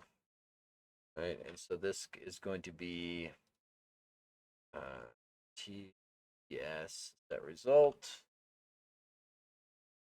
And down here, it's going to be TCS that exception.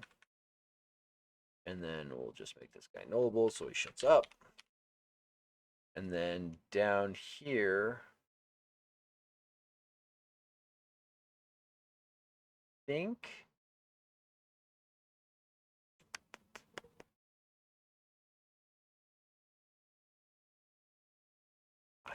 think I need to clean this thing up, which I'm not doing right now, though I don't know that it matters yet. So, wait.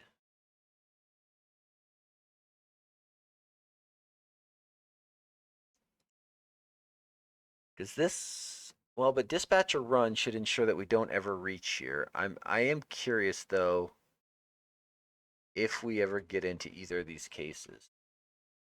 All right, so let's try this. Because it seems like the dispatcher's thread may be dead on the other instance, and I'm wondering if we're allowing it to die when it shouldn't.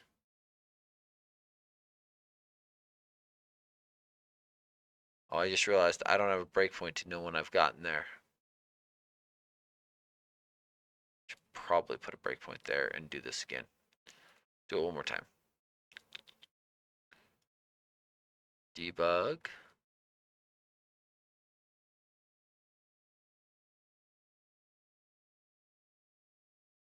There's the task.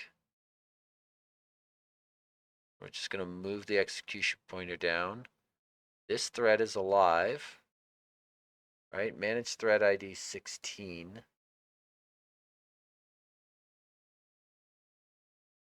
Other dialog hosts. Dispatcher. Thread. Manage thread ID 16.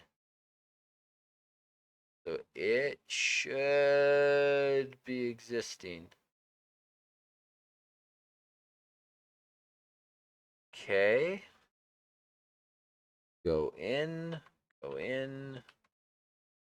down, go here. And we just block. Bug Windows. Ass.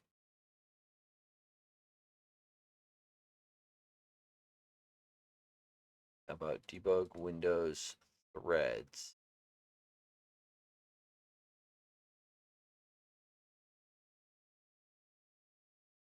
Pause. Put them to me. So managed ID 16 is our other one. He's waiting to see.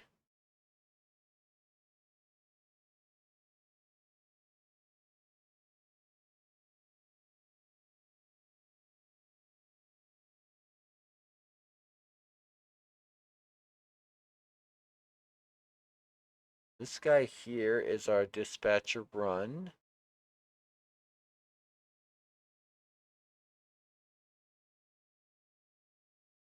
This guy here is waiting.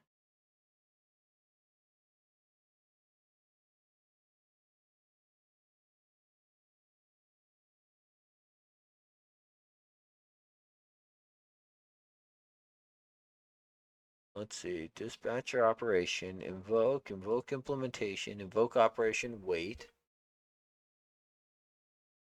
So he thinks he's done the thing. The other guy says he's waiting for the message and he's not receiving it.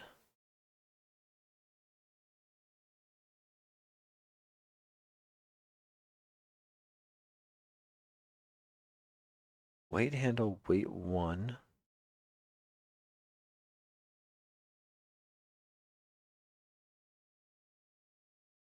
Okay. All right, so it creates an operation.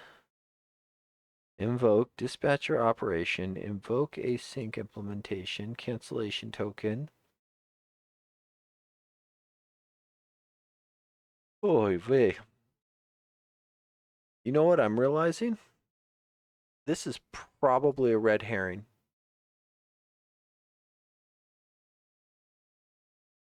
This is probably a red herring, and I say that now knowing because the tests finished while running on the pipeline. I should not have spent so much time on this. We will circle back to it because I think it is a Visual Studio issue. See here. Let's get the rest of these guys going because I wanna push this and then see what else is still failing. Let's see. Expected current saturation to be greater than 0 because at left 10 saturation 0 is not greater than 0.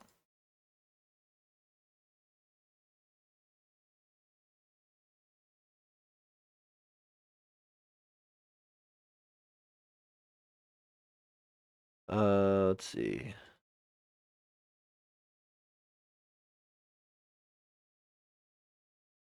So let's check how this test compares to the original. Uh, color picker test, dragging thumb, change saturation. Color picker tests. Okay, so let's see here. We've got some setup stuff. Oh, come back. I wish it wouldn't do that. Okay, we've got some setup stuff that was previously done in a constructor, now being done here. So that's fine. Set color red looks to be the same. Drag thumb.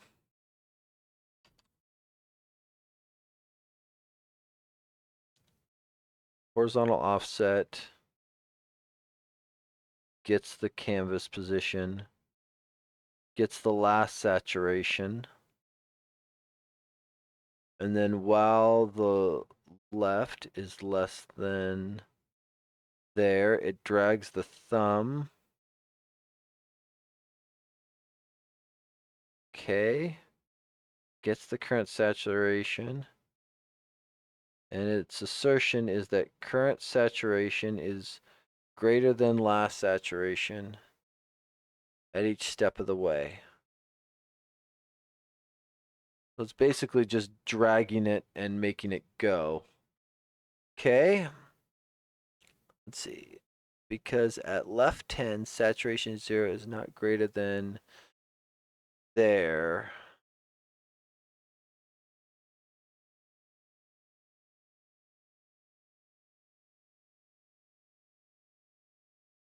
See here. I just want to check and see what these things are.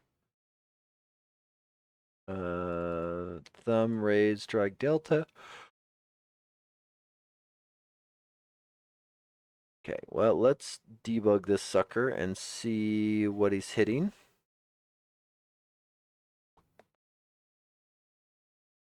Yeah, the fact that the right-click debug menu doesn't work in Visual Studio and similar makes me suspect that some of those threading things may just be red herrings. Okay, last saturation was 0.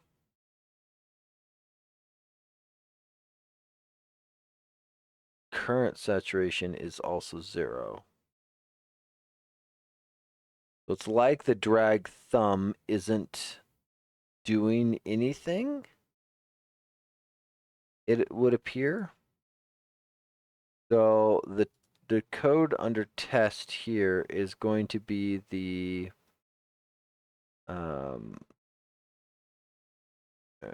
saturation slider thumb. This guy here. So this is what's expected to be getting raised. And this should be changing the value. So if that isn't working, something in that vicinity. You move it by negative canvas. No, yeah. So so if we go back here, and it's worth checking it. So you'll note it was doing a negative offset, grabbing the left position, because left in this case is, or I should say 0, 0 is top left corner. Right, so it is figuring out how far it is and then moving it over by 10 each time. Let's see here, just checking where this thing is.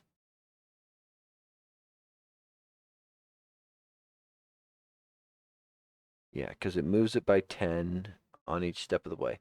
So let's debug this and see if we get to that breakpoint. Okay, so we come into here. That's great. Position.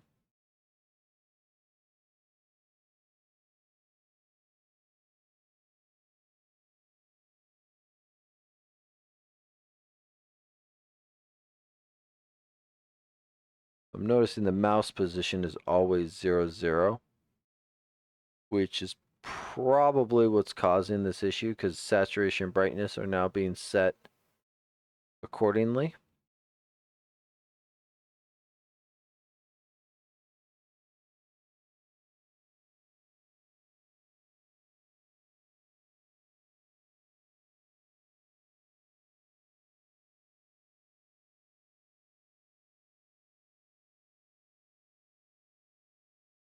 Yeah, so because of those mouse calls, I'm actually curious how this was working. Because it's reliant on the mouse position. How did this work? How did this work on main? Because the test hasn't changed. I'm just surprised that this line here would ever work. Yeah, it's possible that the test. I'm somewhat tempted to go and flip it and check it out on main, but I don't see how this would ever return something different. Because you're asking for the mouse position of an element that isn't actually added to a visual tree. So it doesn't shock me that you get back zeros. Like nothing about this ever added it to a visual tree. Am I missing something? Was there something in the constructor that was being done? There was this arrange. Did we drop that? Is that the problem? No, that's still there. Apply default style.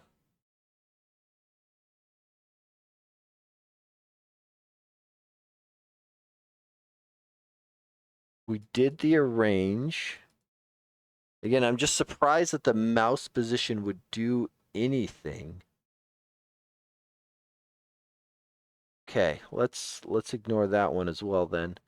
Because I don't see how that works. Let's see here. And then this is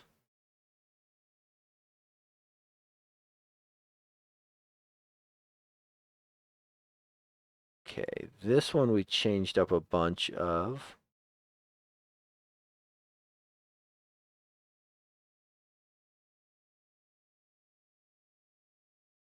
So this, I'm noticing it looks like it's the year that's different. Just kind of clicking through a bunch of these to find the spot. It expected year 2000, but got year 001. Okay. And these were things that we just changed. So let's see. So expected time. I guess the question is the expected one wrong? It seems weird that the expected time would be in year 2000.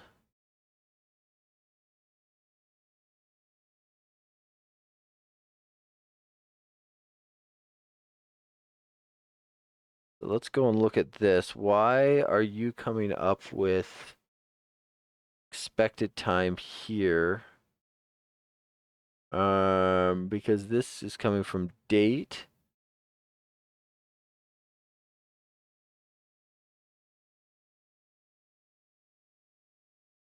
Date time min value. Huh?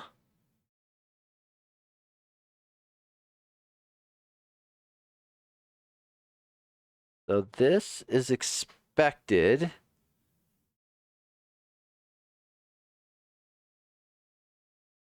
Am I reading this wrong? Expected it to be 2000. That feels weird. Okay, let's just confirm. Are we getting a year 2000 in the expected value? Because it looks to me, oh, look at that, we are. Expected time.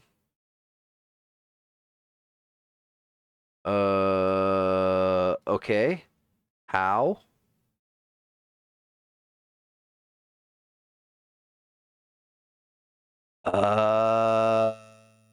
Oh, I don't think I implemented this right. I think this supposed to be new date. And I think that probably got botched. Let's look. I think that's the bug. Time picker unit tests. Oh, we can just scroll down.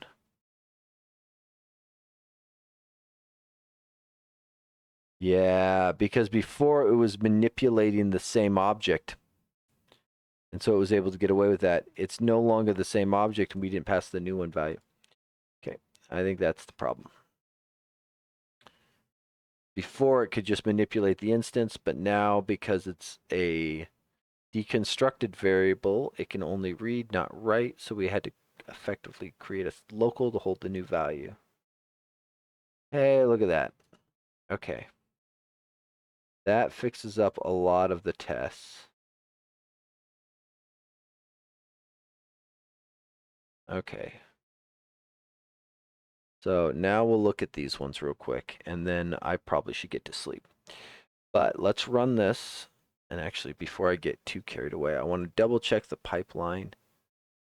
Let's see, this guy now shows green, merged, great. Great. So I can merge, I can rebase mine on top of it. Okay, so we're gonna, real quick, we are going to, let's see,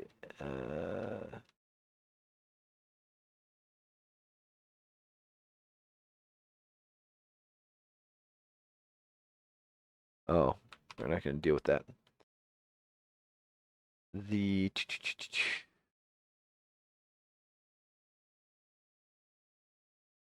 let's run this by itself and just confirm. Let's see, expected to be CB, but it is BC.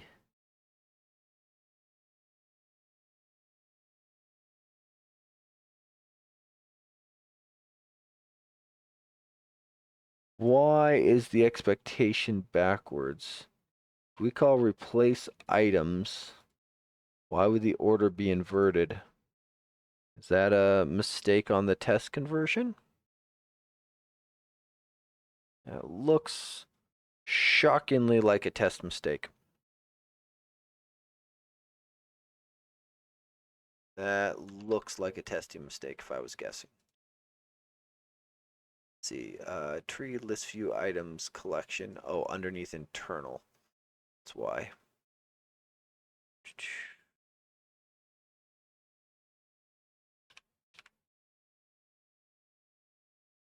Yep, when I inverted the thing, I inverted the assertion. So this is BC. Okay. That should fix that test.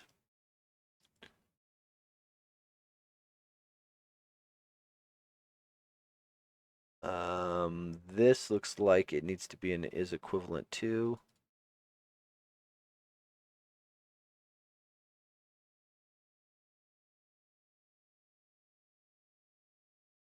That, because that's just doing an assertion against two arrays. That obviously will not be the same instance. Yay, that one passes. This is probably the same thing here. Is equivalent to. Run that.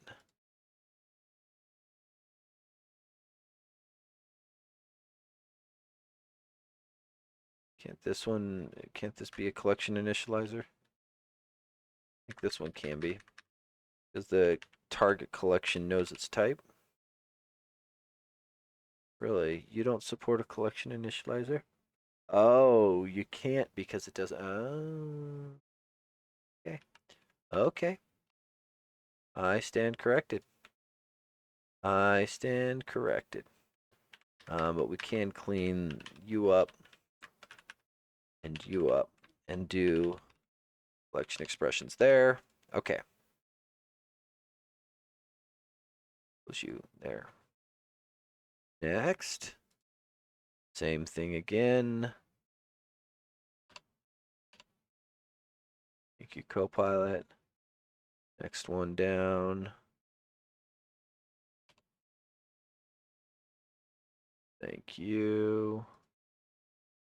Same thing.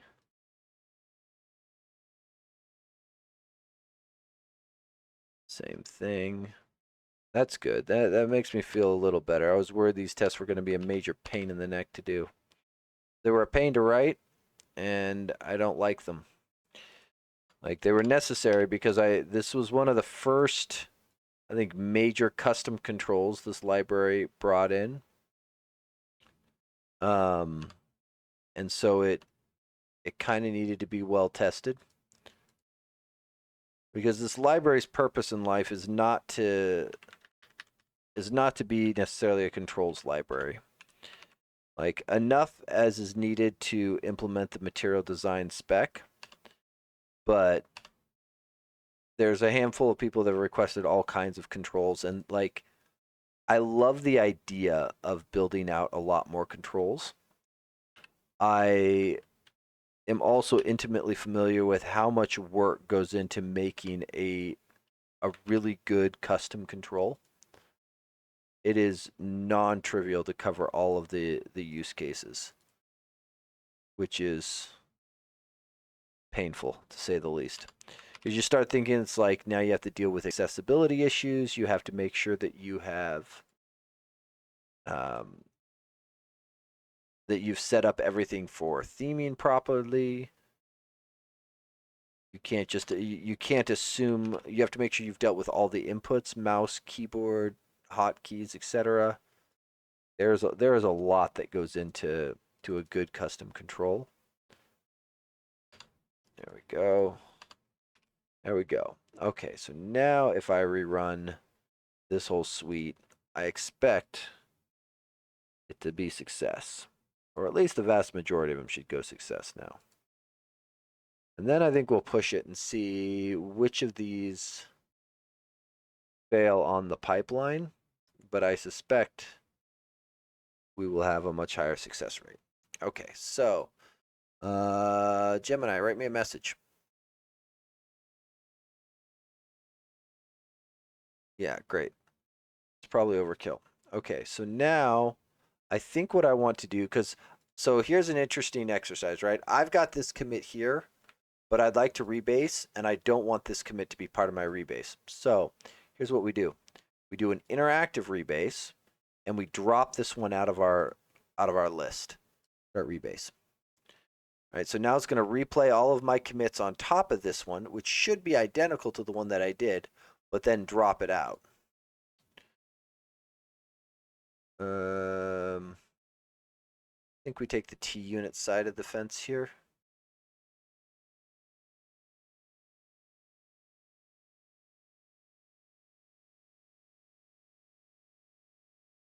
And then I